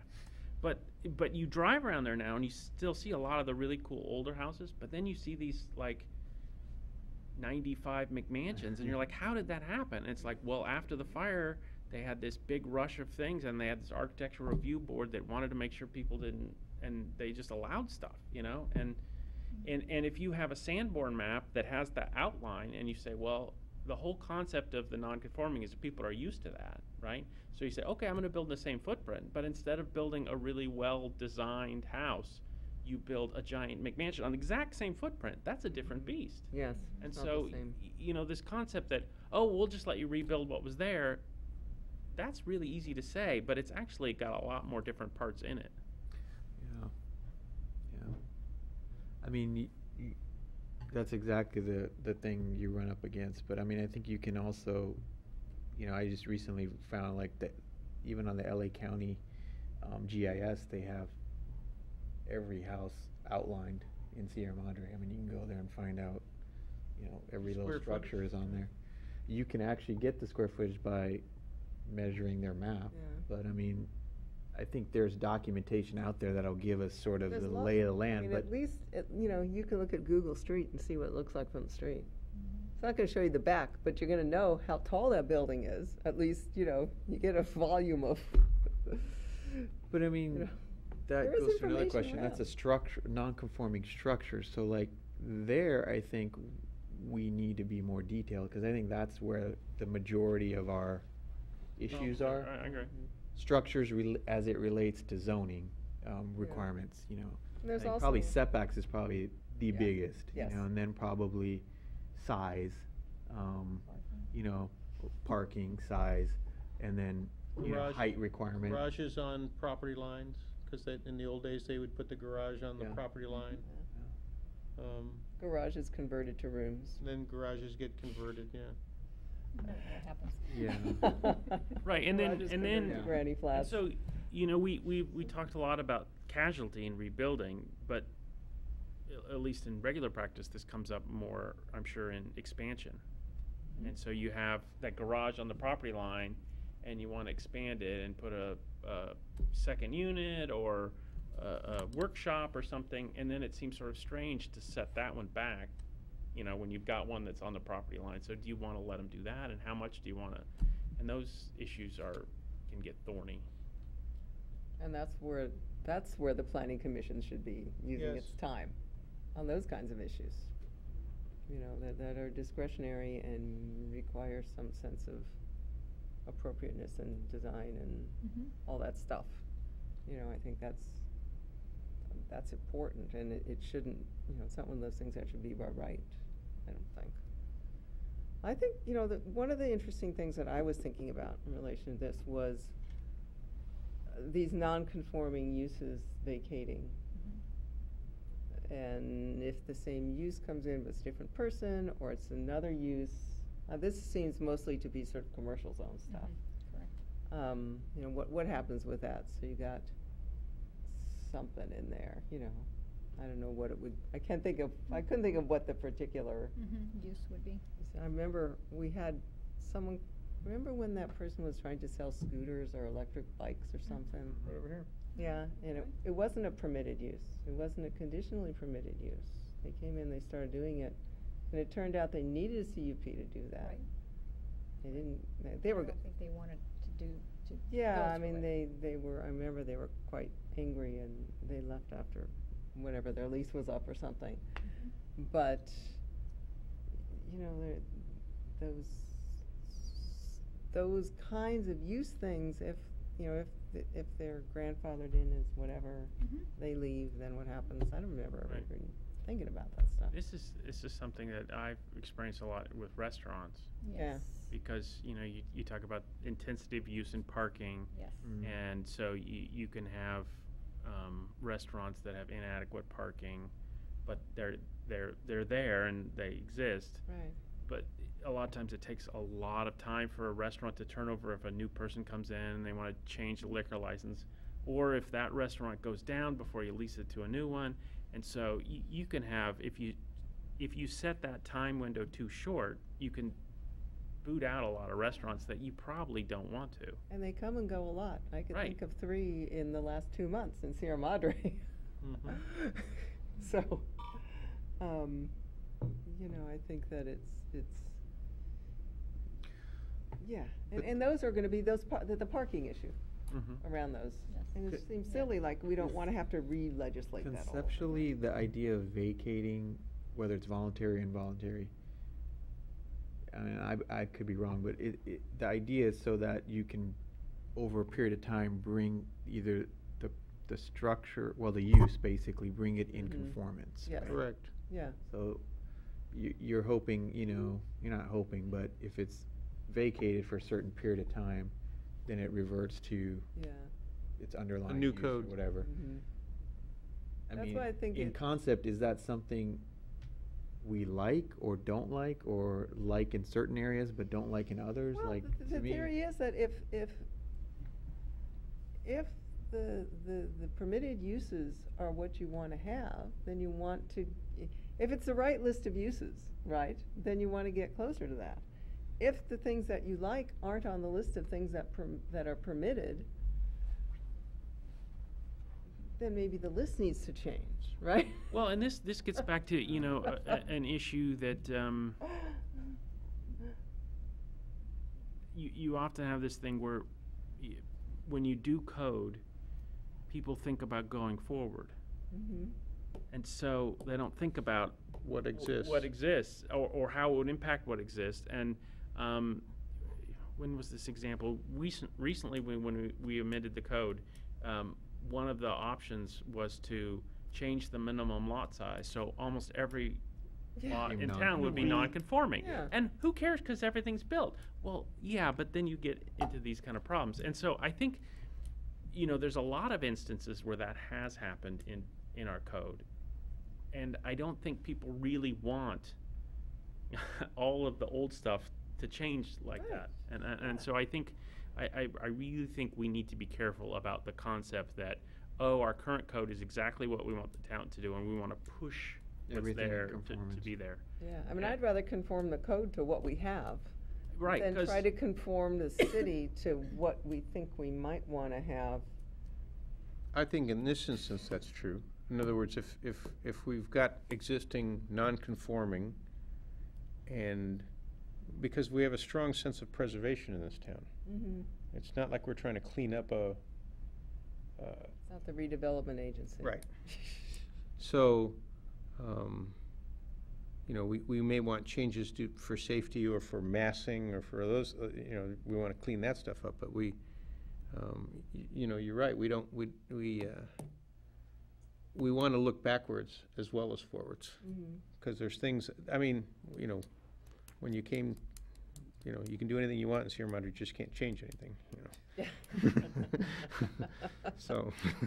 well, I mean, it's interesting, Gina, when you're talking about like the vacating idea too, and applying to like downtown or commercial properties, is you have to look at like that list of what are the uses we allow or permit, because if the list is exhaustive and we pretty much allow everything from liquor stores to massage parlors to every, you know, law firms to whatever, then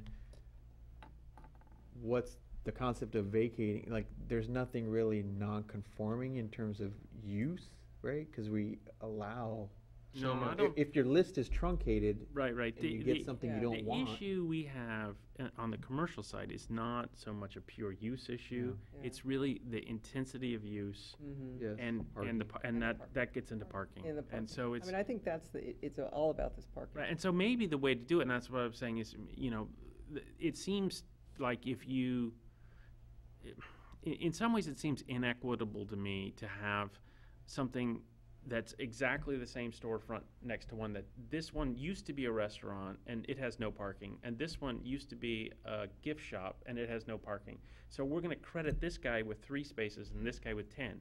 It seems to me that the fix there is to think about our parking code and to say, look, if this restaurant goes down, I don't care if a restaurant or a gift shop goes in, and I don't care about the gift shop. Switch into a restaurant, because that, you know, the amount of commercial storefronts we have, it's not gonna really fundamentally change our parking if 2 gift shops change to 2 restaurants. Yeah. And we're not gonna change to all restaurants because the market is not gonna allow Or if that. it changed from a gift shop to an insurance office. Right. You know, I think that's more the issue in the commercial zone, really, to me. Right. And That's what's come to us so many times, and it always seems silly to me. right. Because And the it's- flip side is we don't want something that always has been a restaurant and it's got the kitchen built out and everything because of bad economics or feud between the landlord and tenant or whatever, to have that time lapse, and then all of a sudden a restaurant's not permitted because they're down 4 parking spaces. Yeah. Yeah. Yeah. Yeah. So it's like other stuff that's not just in this part that we're looking at, but that I mean, Well, the other issue too is not just that it comes to you because of the parking, but it's also because in the commercial zone, he has been identified as a use that is only allowed by CUP. mm-hmm. There's that as well. Yeah. But it may be that the one that was there previously never had one because it had been there for a long Right. time, but now the new one is gonna, Mhm. and that is one of the questions. Mhm. Should the new one be required, or is this, and if it should or should not, is it based on the length of time that has been vacant? But the issue of it requiring a CUP is because the commercial zone establishes that it does require. Maybe Right. that's something that. And that's that what we I was need to thinking, think about. answering that question without looking at the list of what requires a Mhm. CUP is sort of. And it also, you seems know, what hard You to might do to do me. that those as well. particular codes about what uses require what parking Yes. or whatever things to go with it, Right. some of them seem fairly arbitrary, I think. There's a long Yeah. list. If it's service, it's all 1 per 300. yeah, And it's a there's food a whole bunch of establishment. different uses in there. Right. I mean, Well, and the just- other it's thing like- was the food with the. Yeah, I always thought that the counting the seats is a gimmick because you can, you know, play games with that and then bring in chairs later You or can change whatever. in the future, Yeah. correct. Well, We would but do that. then for some reason, when you put tables on the sidewalk, they you don't don't need count. you don't need any parking. It's like Yeah. those people don't park. No, they walked. Oh, they walk because they're on the sidewalk, right? Yeah. Sidewalk. And so, yeah, that whole concept seems sort of ripe for abuse and antiquated. Mhm. But doesn't that all falls in the parking side of, Yeah. I mean, that's not, That's But it another is- ordinance that that's you a would have different to look ordinance, into. right? Yeah, but it's so I mean, connected it's in to conjunction this. with this. It's totally connected to, if you're gonna have non-conforming stuff, well, what are they conforming to, and does that make sense? Mhm. Because if we're making things be non-conforming for something that serves no purpose, it makes more sense to change the underlying thing that's causing massive non-conformance Mhm. than to tie yourself in knots about how to deal with things that are One non-conforming. at a time. Do Yeah, Yeah. yeah. do we need You know, to? why not Would fix it be the- more fix the- appropriate for us to sort of look at the commercial zone? Because it sounds like we're talking about a lot of commercial stuff before we go too far into this. I mean, are But there? Does the city council You want, could do it you could do both. It just Well, it as seems like you've it would- done, R1, CUP. Yeah. Well, that's a good point. I mean, Because I mean, you could bring that in we've and just done a look at lot of the table. residential stuff, right? Yeah. So I think we have a fresh memory of what the issues are there. yeah, You could just limit it to the table of uses that are permitted, because that's where it says CUP, or either P for permitted and CUP Mhm, for, yeah. and you could just maybe, Right. The I other guess. thing about that list is that you know, it's CUP or permitted. There's Uh-huh. no minor CUP, which a lot of those things probably Yeah. would be a lot easier. Mm-hmm. But Leticia, you were saying just a minute ago that a lot of times you get out of conformance just because the previous use didn't require CUP, but now if it gets vacated, the new use or The same use. the same use same coming use. in would then Yeah. require it. Right, there's instances where maybe the previous one didn't have a CUP. It may be when it was established a long time ago, it didn't require one. Yes. So they've been operating, and it became non-conforming when the new requirement was introduced in the ordinance. But then they vacate, and the same use comes along. Typically, a lot of times restaurants require it, so now, do we require that new restaurant To to have a obtain a CUP. CUP, or do we just let it be grandfathered in? But then is there a limit of time if it's vacant for, I don't know, 5 years, let's say? Yeah. You know, What that's if, extreme, but I see. Is it our policy? So generally now it's our policy, if a restaurant leaves and a new restaurant comes in straight away, we don't require That's a right. new that was the CUP. Same use. situation with Wisteria Grill. They maintained the same, and in fact, you know, we could not determine whether Lozano's had a CUP, but it was a like for like. Right. And in terms of the parking, they maintained the same seating, number of seats and all that to make sure that they didn't require additional. So they came in under that, and it was right after you, there was no gap there. Right. So, What if somebody has either a grandfathered use or got a CUP, and then they switch from that use to another use that requires a CUP, but it's a less intense use? So let's say they went from a restaurant to an optometrist. So if an optometrist came into an empty storefront, we obviously require him to have a CUP. But that's a less intense use than a restaurant. So would we still require a CUP? if the commercial zone ordinance says you do, we do.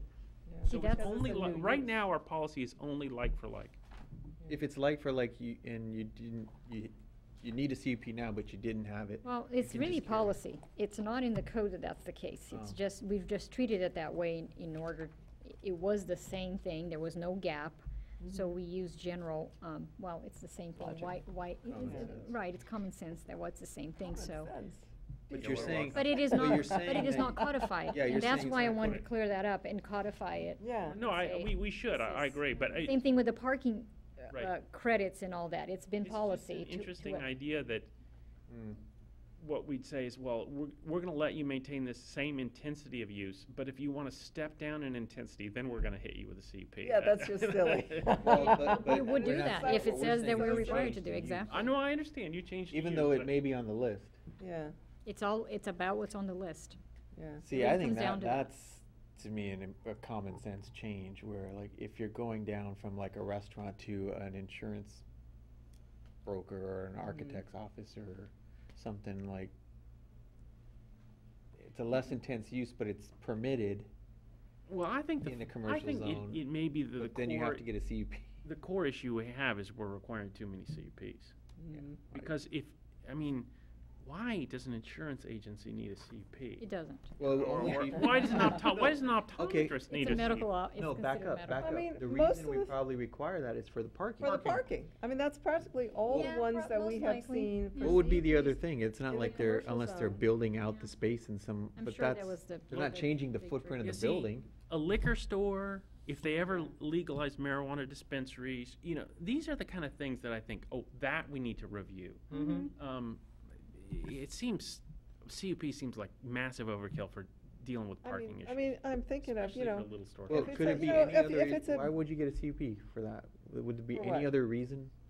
Like if you went from a restaurant to an insurance brokerage or basically, something? what we've always been looking at is parking. Like Parking's the issues. main issue. Also, sometimes hours of operation, Yeah, that could also, What was that?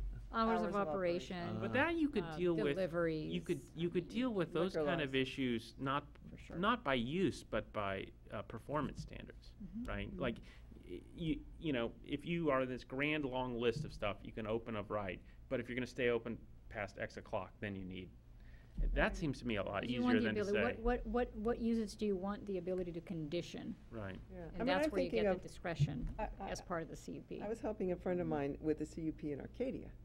It was a personal trainer, right? So he's got this building, and it's a much less high-intensity use than a gym, where you get a ton of people coming in all on the treadmills. But it was operated like, the requirements were like a gym. Across the way is someone who operates more like, the gym required a lot more parking than a physical therapy place, which a personal trainer is a lot more like in terms of intensity. You know, there was a lack of logic about how these intensities worked, and I think that we suffer from some of that too, that, you know, so it's going from being a beauty salon to being a restaurant.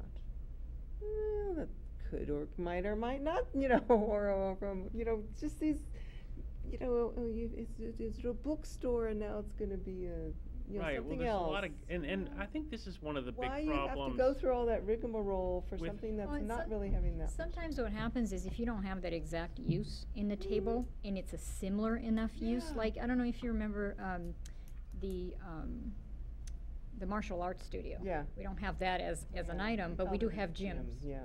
So we put that under a gym, yeah. although it's less intense, it's not open Yeah, because it for shouldn't long periods be, of time. yeah. But that was the only thing that was similar enough, and unfortunately, it required a CUP. Remember, they came for a Yeah. CUP.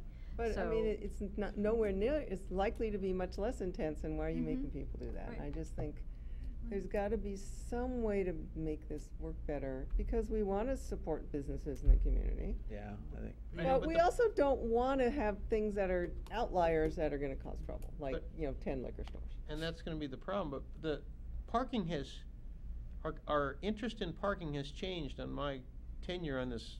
You know, there was a time when we were counting spaces and you know, it was an obsessive element. Because the concern was, we're gonna create a condition where people can't park. Mhm. And so, but I'd say in the last 5 years, we've figured out that there'll never be enough spaces, and perhaps the way to do it is find a place to park or walk. You know, we'll do the one-stop deal instead of the cornfield. And that the code hasn't caught up with that change in mentality. So some of this is still linked back to that previous reference point in terms of how we want, you know, how we want people to behave.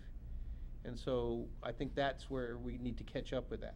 We need to make a decision. It's like a countywide thing, this. I mean, Yeah, it's like- well, it's more like what he said, it's, Yeah, but- as cities become more and more developed and the use inside those cities become more intense, there's a relationship Not with, like, you know, countywide, but- how do we wanna control the, But I think there's a lot of talk about, you know, more making cities more walkable and more bicycle friendly and less totally I totally get it, car but it wasn't that centered. way No, I agree with you. 8 years ago. Yeah, I agree with you. Wasn't even on the radar. What was on the radar was convenience. Right.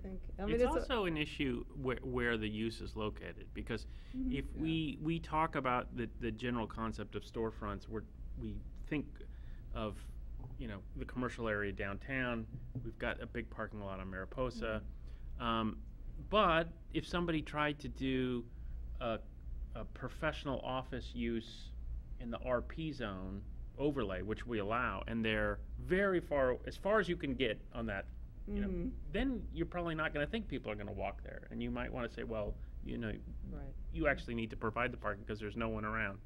It's that, people aren't gonna park in Mariposa and walk 5 blocks. Even in that instance, I would argue just by the type of uses that can occupy that, residential, professional, the intensity of parking requirements gonna be very low. You know, it's not like, you know, it's gonna be lawyers, Remember we had doctors, somebody who wanted to architects, put I a don't know, dentist? accountants, things Remember like that? that. like- Yes.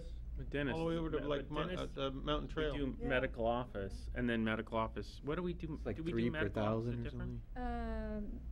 Medical offices, I believe so, yes. In fact, there's a dentist on the south Yeah. side of the street in Yeah, that, yeah, in that area. So architects, accountants, engineers. Right, but I mean, our parking rules, we still require 3 per thousand for medical? Yes. So we have the same parking rules, but for some reason we require CUP. Yes. Okay. If it's in the RP, you mean? No, but No, even, no. No. even in the commercial. If it's in the Yeah. commercial. Yeah. Now, I don't know if you remember this I mean, it also, sort of makes though. sense in RP because of, Because it's interfacing red. Yes. That Yeah. makes sense to me, as opposed to right in downtown. Yeah. Although, I remember when Dr. Sammy's project came, and I Mhm. think at that time, you actually thought that the parking for medical was underparked. The requirement was very low compared to what the need can be. Yeah, And I we were remember- looking at the church across the way, we were looking at other options for people to park. Yeah, I remember that. And we were hoping that they would share, but that didn't happen. So that one may be underparked, those type, the medical may be underparked, but then you get the smaller intensity, like the optometrist or even a chiropractor that doesn't have the numbers that a general practitioner might have. Especially if it's just a little storefront, So- you know, Yeah. Hmm. a smaller office. Well, I mean, where does that put us? Does that put us like we need to be looking at the parking in conjunction with the list of uses? Well, I sort of think Or is before it- we, are we even- before we talk about, it could be that before we get to this issue of non-conforming, we need to think about the underlying thing of what they're being asked to conform to, and does that make Yeah. sense? I agree. Because, For commercial. well, I mean, not for the whole city, because I think in No, no, I I mean, to switch back to residential, the issues in residential have a lot more to do with Structure, I think. the Structure. structures being, like you said, it's setbacks and size. Mhm. And non-conforming lots, because there's all those crazy little lots around that there's houses on that are, now wouldn't be reasonable. And I think, in a way, that's a lot more straightforward, Mhm. because, if the house is there, what's the issue? We're not gonna just make them, tear it down now. It's a replacement issue, right? Yeah. Or it's an addition issue, so they wanna add on, they wanna go up, they wanna build, and they wanna continue it closer to the But to line. me, I think those can be resolved. Like, And those, I think, are fairly simple. I think, this issue of what happens if it's, if it's down, if it's a disaster, it burns down, whatever. I think those are relatively more straightforward, and we can take that from this stuff that we're looking at, and that stuff looked pretty good around that stuff, the Pasadena one. And that's a lot more kind of generic in a way, from city to city, of these non-conforming houses or whatever. And I think that part would be fairly easier to deal with.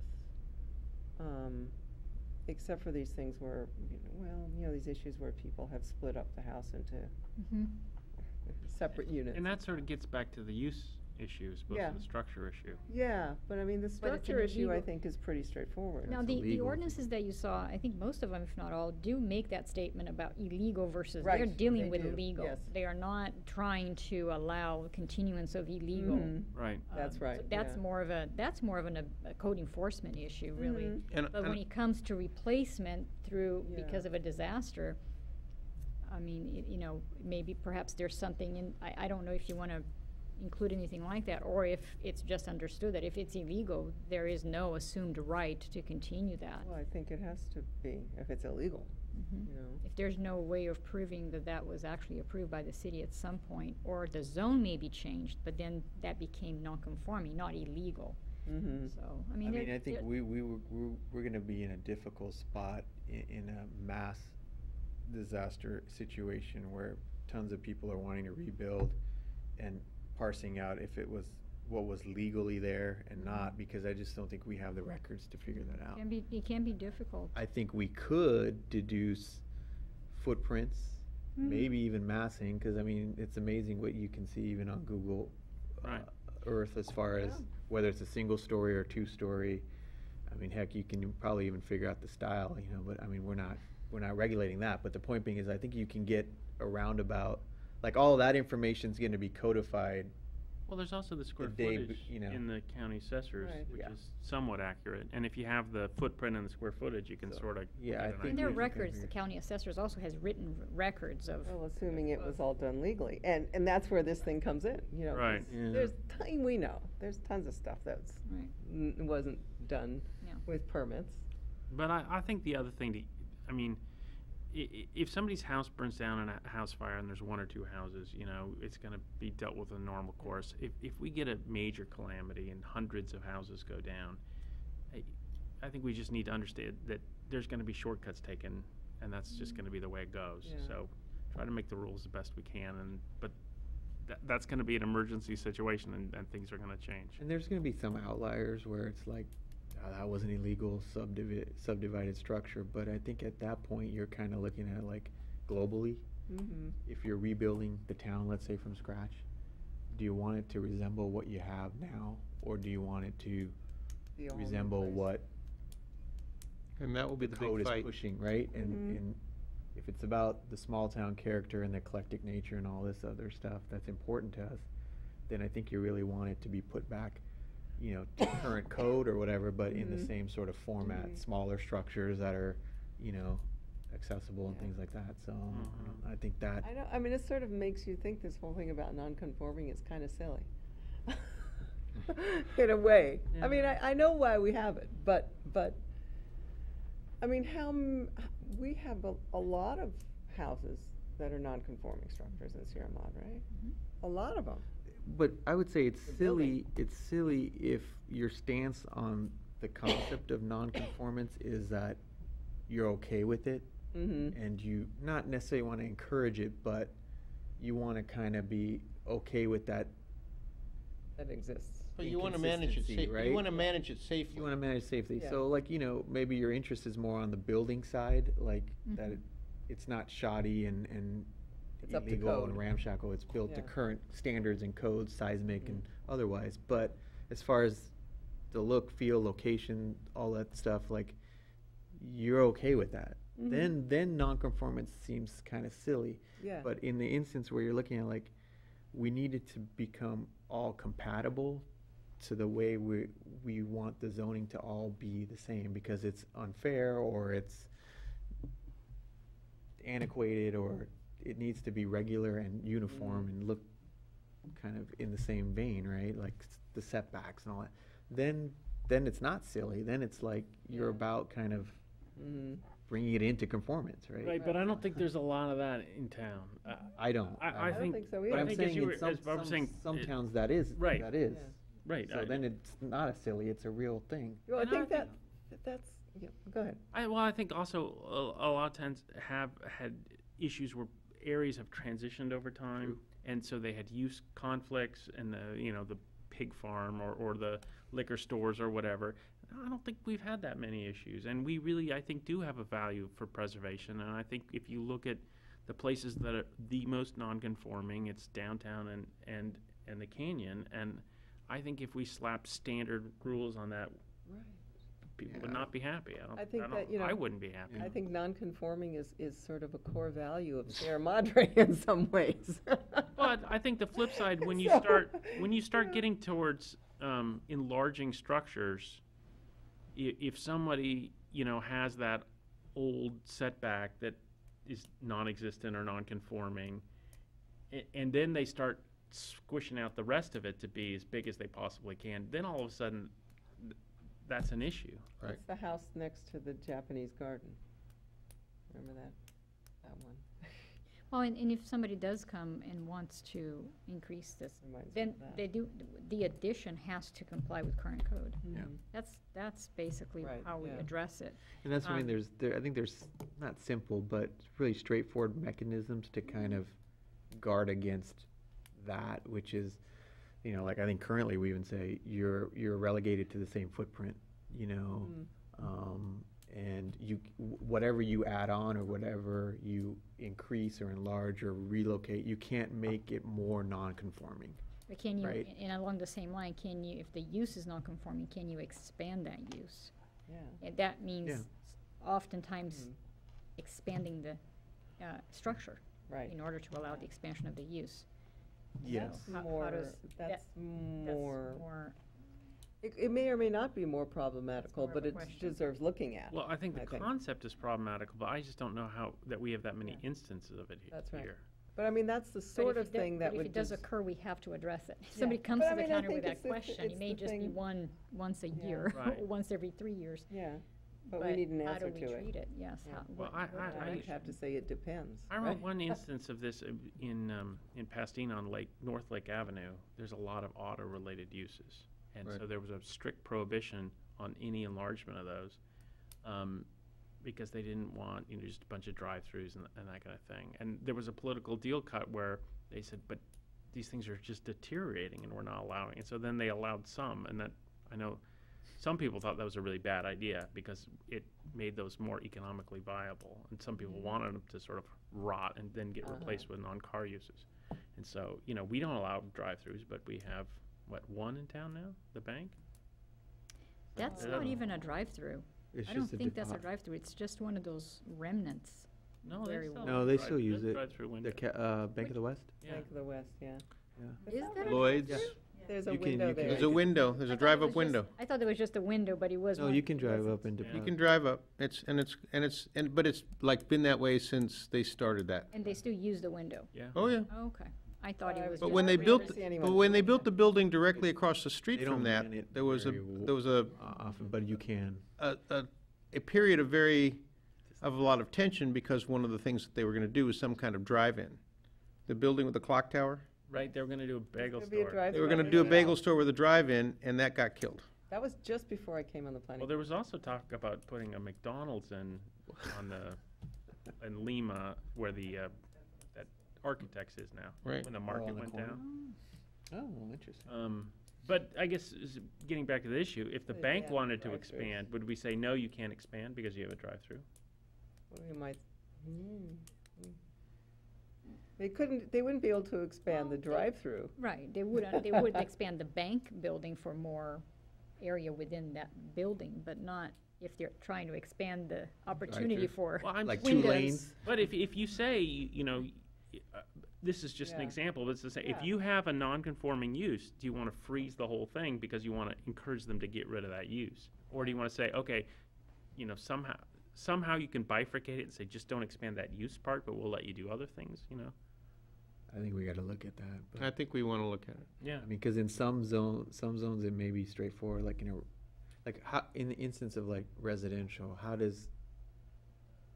well, if it's already residential use, you're not gonna get a non-conformance use issue, right, really? Unless you're like, If the zone is Splitting the changed, house. you can, It's you an will unit. become Multifamily non-conforming. and it's an Like an intensity. R3, Yeah, you got more like the units penny than house, you're right? allowed. Like Yeah. if it's like an R3 It's an use R1. in an R1. Right, I- that's kind of a I mean, it's, the building, The building is an R1 building, you're not gonna change that And part. hard to use it There's as a a single lot of family. stuff in I think- R3 and R2. I think a lot of this stuff can get moved over in its relationship the to ground. residential, single-family residential. mhm. I don't think that's gonna be our problem. As a matter of fact, what I'm hearing is that could get done and proceed. I think the problem is gonna be commercial use on how we feel about that, and it sounds from the committee that we're gonna wanna pick those off one at a time. Well, there's Because there's, pick them off one at a time, and there's not allow. right, Mhm. but how we define the rules may require us to look at each one individually to decide. Right. Because I haven't heard in our discussion that there's a clear path that will take us to everybody. I've heard a lot that the single-family residence is going to be either a structure issue or a setback issue that we can pretty much find in one of these two ordinances that we've got. In some instances, it's a use issue as well. Okay. But I think those are like, I think We those are, talked about East Montecito. yeah, Yeah. but Oh, right, yeah, It's a single-family use in a single-family structure. yeah. There's also, like, as I mentioned, there is a property, church property that is a single-family home in Right. the commercial zone. Mhm. And then there's that other one behind And it's- Pentorium that Yeah, right, It- that it's one, also- But, you know, but we're talking, Five 5 or 6 in the handful. city.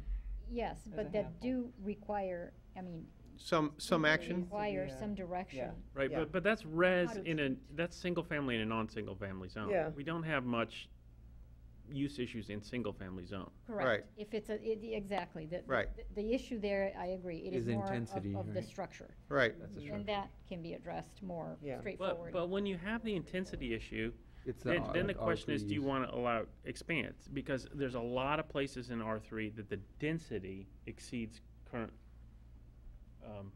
levels. Uh-huh. But some of them are like really small little Yeah. bungalows. Right. And so Yeah. let's say they wanted to add, a rec room. Or, okay, let's pick something that's not so loaded. Does it have- Let's say they wanted to put a garage in, and because Yeah. currently they have uncovered parking, so they're making one area more conforming. But do you say, well, because you have too high density, we're not going to let you build it all? Or do you say, well, you know, we have FAR limits now, so as long as you're in that, we're fine. Mhm. Yeah. I think those are gonna have to come, we're gonna pick them off one at a time. And because there's not a lot of them, I don't think that's gonna be I think the way to tackle it really is maybe the residential side, you know, whether it's a use, you know, the intensification or it's a structural thing. I think we can pick that off. I mean, we need to dig into it, but I think we can pick that off and kind of get that set. But the commercial side, I think there's other moving parts associated with whether it's a use issue and whether if it's vacated or not, and does it require a CUP or a minor CUP, and how does the parking play into that? Because if that's the only thing that's triggering it, do we really not care, but how do we look at that? So I think we need to, that one requires, I think we got to look at kind of like several screens of information I agree. Right. as we're doing I that. And agree. we also need to look at, while we're doing that, is historic houses, because we allow adaptive reuse. And so you can have, in the residential zone, you can have commercial uses in a historic property. But that's in their, isn't that in, at least I thought it was in the South Pass one. Okay, well, I mean, we have some of that right now in our historic ordinance, so we need to be careful. I mean, Yeah, we just- don't- we want to see how those interface. yeah. Right. And I don't remember exactly, do we allow office use? The historic preservation ordinance, the way it refers to adaptive reuse is that it actually Has to, lists the uses that are, it's not just a generalized, you can do anything as in a historic structure. You actually, the ordinance has the uses, and there are very few at this. Right. Bed and breakfast is one of them, if not the only at this Yeah. point. But you probably would want to consider adding to that list so that it's not just anything you decide to do. There's some limitation there, I because a know- lot of these are residential properties Right. that you don't, might not want everything and anything. Right. So it's especially if it's a specified, in residential other words. project in a residential Yeah. building in a residential zone. Right. So you might not want a You might liquor not store, want- you know? Right, right. Yeah. don't I look And for- you might but- not want That's a most benefit of- everything. Right. But if you. But if you look at like, you know, the old firehouse in the canyon, Mhm. it's built not like a house, right? So if I somebody know put that. an art studio there or some sort of office, that would sort of make sense to me. But Mhm. I don't want a liquor store there, you know? So, Now, Actually, it has the- been repurposed as a residence. right, That- but I mean, that if structure. they wanted to change Because later. of the zone Yeah. allows for residential, so they I'm still puzzled. transform that into a I residential. used that as a fire station for a long time, and how I'd convert that to a residence, I have no idea, unless you used it as the foundation for a building up on top of there, but yeah, that's pretty bizarre. Put your Those deck chairs on those top. walls were built when they, with a grant from the federal government about nuclear war. Now, that's the walls. It's a bunker. Now, the doors that go up and down, you know, could be cardboard, but the walls are like 14 inches thick. are you talking about up in the canyon? Yeah, No, I looked at that property. There's some things you could do. I looked at it Yeah. too. I was It's like, cool. Well, there is a floor plan if you're interested in never coming in. We do have one on file for what they Yeah. did. I'd like to see it. But- That'd be interesting. The next question Okay. I had was, is it more prudent for us to like start with like the Pasadena one as a base, or try to craft it, you know, kind of irrespective of that and just put the sections together? I mean, like, we need something to, Yeah. I mean, I somewhere to thought that's, start, I guess. I thought that stuff looked, the Pasadena one had a lot of good stuff in it. Yeah. And I- There may be a I- roadmap Yeah, that is I mean, I something to think- start with, like a yeah. template, perhaps. Because it is overwhelming. When I was looking at it and looking at the different ordinances, it took me a long time to And it looked like it to would even work. try to, That how do Well, we, I'm glad you had examples, because Yeah. that's what I was But- constantly trying to come up with as I was reading it, so I good. think one thing we need to be careful though is if we took the Pasadena one, you can tell it's a functional ordinance, Yeah. but we can't just accept that. Yeah, It's- Right. I mean, no, 'cause we're gonna no. pick it it apart. needs It's to a work place here. start, yeah. Right. Okay. As a starting point, I wouldn't say, you know, But our which existing, is the hardest part of this, I believe. And you, like I said, it was even for me, even to kind of grasp what you're trying to Well, bring into this and what What's the. our timeline? I know that at the last meeting, you said the R2 is something that's on our agenda. We also got the maps, but the maps is sort of just more. The R2 is actually, according to the implementation plan, is not supposed to even be addressed until I believe it was 2025. Oh, my goodness. Of course, you can always bring it ahead of time. This one, it was as directed by City Council to look into, and the R2 could come after. What about or- commercial in East Montecito? I don't recall that off the top of my head. I would have to look at that implementation table as to when that is, and I I don't think it was within this 5-year period. I think it Yeah, was thereafter. probably. The other thing that we don't have, well, that's really far afield. I think R2 we could do pretty quickly because we just did R3, so a lot of that's fresh. I don't know if Manish is going to be conflicted because it would be useful to have him. In the R2. Yeah, but if we're not going to, well, I get we're not going to get to Montecito because it's just a ball Yeah. of what's a barrel of monkeys. There we go. Can of worms, Pandora's box, whatever you want to say. But commercial, I think the basic structure of the commercial ordinance is probably not too big of a deal. It's really just the list of uses. list of that you might have. uses And the parking. and the interaction with Parking. parking. Yeah. And so maybe Why wouldn't we look at that? maybe we just look at that while we look at this. Okay, so it would be the parking ordinance and Mhm. the requirement for parking in the parking ordinance that you might Right. be looking at. That could get a little more involved. Yeah, but I think we want to be careful not to take on the parking ordinance as a whole. Mhm. I mean, I know there's stuff in the updated general plan that talks about a coordinated parking program and all that kind of stuff, but that, you know, you can always keep expanding. I just think more, just as it interacts with what we're doing here. Mhm. So there's the. But if we were to make changes that we can, as we're going through the process, we want to be able to codify or modify Right. those things too, so. And I wonder how much of that, W- the mean, is way that- we do that is we actually change the parking TC is laughing, standards, so I don't think or it's- we allow special rules for adaptive reuse. I mean, because, the quintessential fear here is that you've got this little storefront, someone who wants to open an optometrist office, and we put them through the ringer.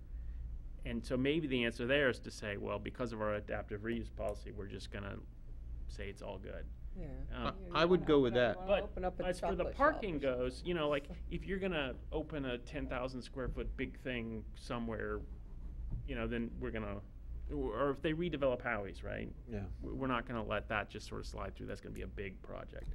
So, I don't know, maybe that's, I'm just shooting. Maybe that's an easier way to attack it. Would it be helpful to establish a subcommittee? For this, For not, existing For non-conforming? the amendment to this ordinance? Well, Or is it something that you feel can be accomplished? when are we gonna get more members? Yeah. we almost are kind of a subcommittee. Yeah. Yeah. I sort of feel like, I think a subcommittee makes sense, but I think we're even too early for that. I think we're still chewing on big issues, and I think it makes sense to form a subcommittee at some point, once we have sort of more understanding of this stuff. But I think, I would like another meeting or two as a full committee, especially if we could get some more members to. I think it would be really useful for us to look at the commercial zone, look at the parking stuff, and just We can bring kind of that next time and just- include it in just your packet for you. send us, or we can look it up, but, kind of peruse that and compare it to, what we have for non-conforming Mhm. and the samples we have, and kind of think about it a little more, 'cause it's pretty complicated. Yeah, and we also And I'd think like to about spend a little more time. historic. We can also think about checking the canyon code. Yeah. 'Cause I don't know the canyon code too well. I wasn't involved in updating it, but I always thought there was something in there about Mary's Market or some exception, and Yeah, that must be. because if there's not, then that's actually a use issue for nonconformance if there's not. And so I don't know if the right answer there is to change the canyon code, Well, or and- if it's to do it here or what, but it's something we need to look at. Now, Mary's Market does have a CUP. It was allowed by CUP some time ago, I mean, decades. Decades ago. But it does have a CUP in place for the use. The question is whether if it vacates. See, Oh, right. Well, did it, To a did different. the CUP allow it to be a Well, it restaurant? runs with the land. CUPs do run with the land, so. Because it's, That's. Mary's Market is much more Mary's Restaurant now than it is Mary's Market. Correct. And I don't know if The that, CUP covered that okay. also to a certain extent, to a limited extent, but it did. Because I remember there was some discussion about that when the city did the parking lot across the street and where the swimming pool used to be. And the old fire station used to be in 27. Remember that? I have pictures. No, but my mom swam in that pool in 1930. Yeah, yeah. That's municipal, that was the municipal pool. Seen pictures. So do we kind of, I mean, we're adding more information to the pile, but are we still generally comfortable with taking like the Pasadena ordinance as a template and then plugging into that with all this other information? Or are we still just discussing like the commercial zone and the parking? I think I've as heard a separate issue related to this. I think I've heard the Pasadena or South Pasadena ordinance being useful for residential. Yes, okay. the But that, commercial side- but the commercial reuse, adaptive reuse, has set some flags that we may want to look at in terms of some of the other things. I don't think either of those address that. Well, you have to remember, the adaptive reuse only applies to properties that are designated historic, which Yeah. is not the majority.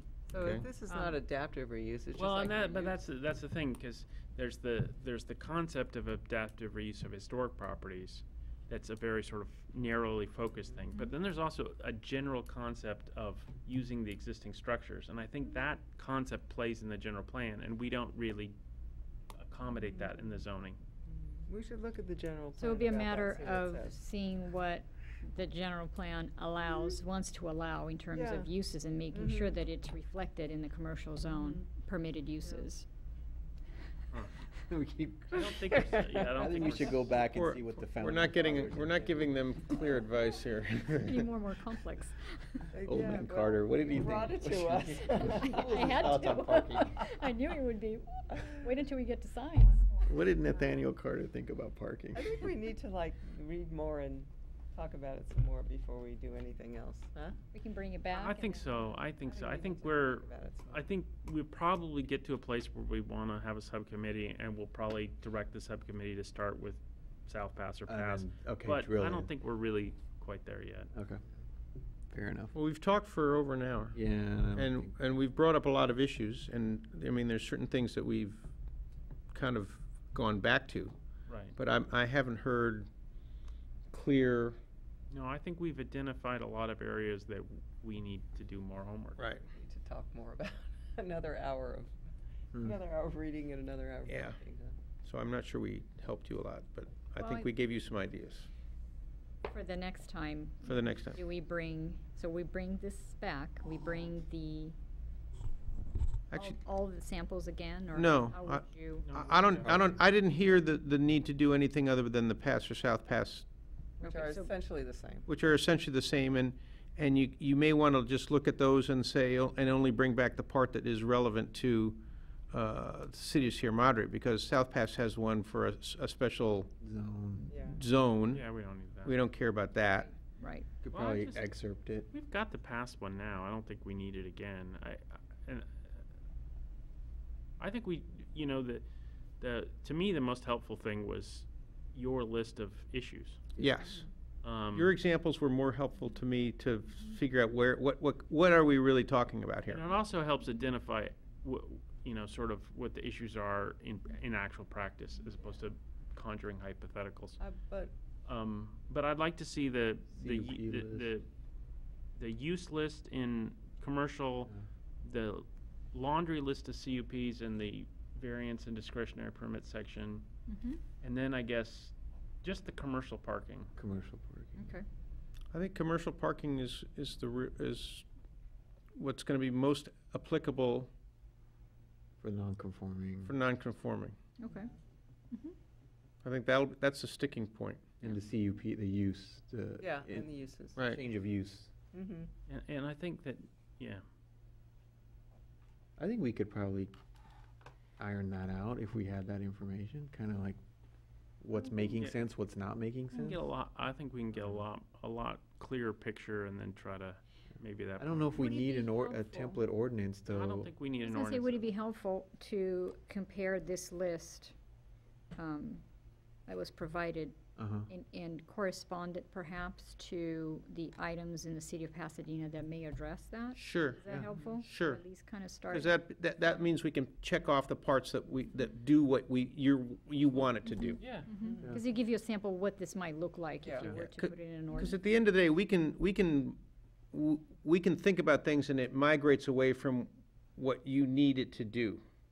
At the end of the day, this thing has to work for Staff. that office. Right. And I would say also break it up on that list, like commercial applicability versus residential, Right. because we really have a bifurcation there, Mm-hmm. you know, and the parts in the Pasadena one that point to the residential side, you know, is going to be structural more than anything, but Right. that would be, you know, and if we can just kind of go, okay, that looks good except some wordsmithing or whatever, then But it's Okay. the You know, use stuff that's causing us more. grief. correct. on the commercial side of The things, commercial uses, The commercial use is sort of the more, Yes. that would be helpful, We yeah. also haven't talked about the lot issues. That's at all. non-conforming lots. well, we want some more, some examples if you think that non-conforming lots. And there was a few things like there were public utilities and stuff like that. You can drop those because those aren't applicable to Sierra Madre. Now, the non-conforming lots, though, the issue, though, is if you have an existing lot that is non-conforming, it's non-conforming. There's Right. no way for you to there's bring it nothing into to do about it. conformance. It's Correct. a legal lot, you can't just Right. expand into your neighbor and make it conforming. So I'm not sure, I'm not clear as to, For size, you mean? yeah, that But- issue to me is, Yeah. unless you're doing a lot line adjustment and you're creating a non-conformance, but I'm not sure how a non-conforming lot, Yeah, I Well, mean, it what sort it- of- what it is an amounts to issue. Sort of is the interacts structure on with- that non-conforming it is lot. really in That's what relation to it's the about. structure. But it interacts with intensity of use a lot of times. If you have, especially in R2 or R3, you know, don't have enough lot. density is size number. So in some ways that interacts with the size of a lot. Because if you look at both of them, the lot size, minimum lot size that you can create for new lots is typically bigger than a lot of the lots Oh, that yeah. exist. Right. And But- so, A lot of that to me can get resolved like we did with R3 where it's zone specific. So like right now, you have a lot of non-conformance because the lot sizes are way smaller than what the minimum lot size Right. is, but yet it's still an R2 zone, for Right. example. So one way to address that is because at some point in the past, that was enough lot size to have multiple residences on, you know. But we've written it now where you need X amount of square feet per dwelling unit, right?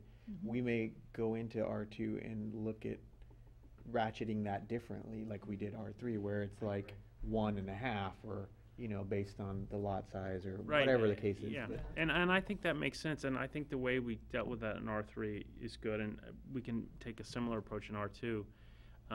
If you really wanted to have the sort of aggressive abatement, you could Well, sort of yeah. freeze those lots and try to make them combined, but I don't. See, I don't think that's that's where we're anything going. We're not going there. So I don't think the lot, I don't know if the lot, I mean, you're right, conceptually, you can't bring a lot into See how conformance. a lot is what it Yeah. is. I mean, there's But I mean, really it's not, what is, it's it's the what's on structure it. on the lot. It's exactly. That mostly might the limit size of you in what's on terms, lot, yeah. exactly. yeah.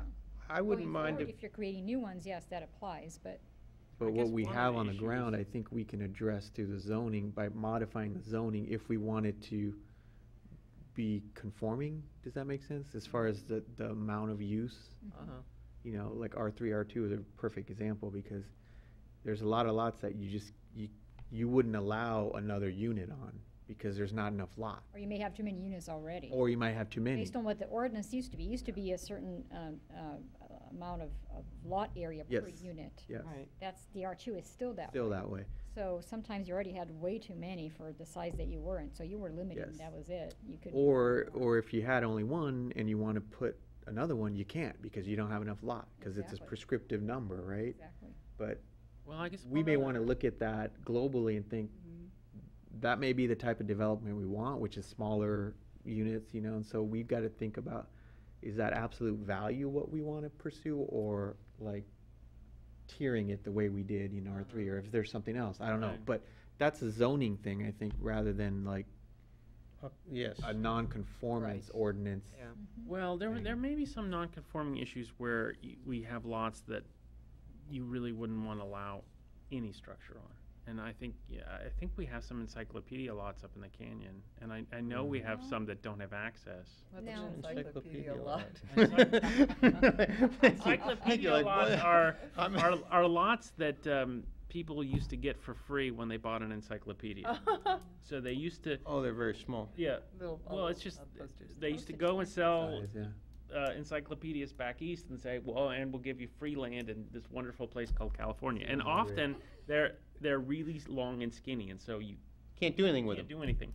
And so, you know, the problem is the code talks about you could build one unit in residential things, and so then you have to grant variances, and I know we had one lawsuit about one that was a lot that was only accessible up the stairs behind Mary's Market, and so in Well, actually, the canyon does have a provision where if, you know, because it does have a table of if your lot size is from 0 to Mhm. whatever it may be, the first one and the second, there is a provision there that says if your lot size is less than a certain, you still get a certain minimum amount. A minimum amount of square footage.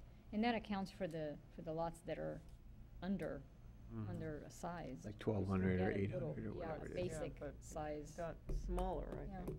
Got smaller? I would be okay if you brought back like the Pass or South Pass, minus all the issues that aren't relevant to Sierra Madre, because you are looking for solutions and we're not, it's easier for me to, your examples help me understand what we were trying to solve. I mean, I could think of things, but it wasn't as good as what you had. I mean, there was some stuff in there that didn't seem. But there were things in there that didn't seem applicable at all to what we're doing. Right. I think if you. So it may be helpful to us to say, okay, these are the areas where it will help us begin to address that list that's in Yes. your report. I And so I I'm, think it would be helpful if your list, if you could just cross-reference some of the That's what you were code saying. numbers. I don't want to have staff start spending their time editing the ordinance yet. I think or we're- just, I was just gonna drop off the parts and just look at the ordinance then, but then we're beginning to see, I would rather just see the whole thing back. all right, fine. Well, I just mean, if, Maybe you know, useful, yeah. where there's an issue, it'd be one of these issues, you could just say, Pasadena Code Section 17, blah, blah, blah, blah, and then we can cross-reference. Yeah. I don't All right. want you to spend your time editing code, because I think that's. Because, I mean, we can. I was So I can Thinking of just just bring back the deleting specific- paragraphs. refer to code That's not an sections of issue, those that's not an ordinances. issue. We don't need to, you know. I mean, I would just bring back the one, just the Pasadena one, Yeah. because the South Pass was essentially It's- identical. it's There's no very- reason for to look at two, Yeah. because they're so close. I think citing the section that corresponds to our Yeah. issues, or. So it would be sufficient to bring the list back, but with the additional Mhm. notation of what Yeah. section of what Yeah, ordinance yeah. you're talking, okay. That gives Almost us do an like, idea yeah, of almost what could do like what it looks two like. boxes or columns. These are the issues. Maybe a a matrix? list, A Perhaps matrix, a right? matrix And then that this is has this. those- Handwrite it on there. I mean, Whatever. I don't. What I don't want to is give you A this matrix you is long pretty- a list matrix of. say is that, simple. you say that jokingly, but like A matrix is when very simple. someone says You're that, cutting like and to me, pasting. like It's not a just problem. sketch it out. Like, come on, let's take 2 seconds. It's actually faster to put it in the computer than it is to sketch It's it out. easier to matrix So it matrix. sounds Wha- good. whatever Yeah, is yeah. your Just saying, preference. it sounds- You Complicated. can It give us sounds- the information in whatever format you want. You can skywrite it if you Give want. us a linkage and that'll be As good. long as the font is. Yeah. Okay, are we, I don't know. have we resolved that issue? No. Yeah, we're done. No. Yeah, we're done talking? Finished Hour and a talking. half later, okay. Next up is oral communications. We now have one audience. This is an opportunity for any person to address the planning commission on an item that is not on the agenda. If you want to address the planning commission? Okay. Going. One thing that you should think about is that, please begin by providing your name and address for the record, and please keep your comments to no more than 4 minutes. Okay? Yes, All sir. right, we're not, okay, cool. Any communication from the planning commission? Leslie resigned from the planning commission, right? She did. I'd just like to say I'm really sorry to see her go, because I really thought she brought interesting things to the commission, a different point of view. And I also really enjoyed having another woman on the planning commission. It's been the only other woman in all the years I've been on the commission. Yep, Yeah, it was very sudden and yeah. unexpected. I'm really sorry that she's not here, and I really appreciate everything she did for us. I agree. Yeah. I And the worked. treats. were really Yes. Yeah. You know, Leslie and I were both on the general plan update committee, Right. and I think sort of in certain viewpoints and ways of looking at things, we sort of came at very different angles. But we both learned how to work together, and I'm sorry she's not on the committee. I am too. I appreciated her general plan background. So, planning and community preservation staff update. At this point, our next meeting is on August 17th, and we'll see what we'll be able to bring back to you. I could go ahead and bring back, if I notice tonight, the vacant property registration ordinance as a public hearing for the August 17th meeting. And do you think you'll be able to bring back? We could bring this one back as well, the non-conforming, if you'd like, at the next one. yeah, we need to keep chewing away at it, Certainly. you know. Okay, that concludes my comments. Okay. Okay. And I guess we are adjourned.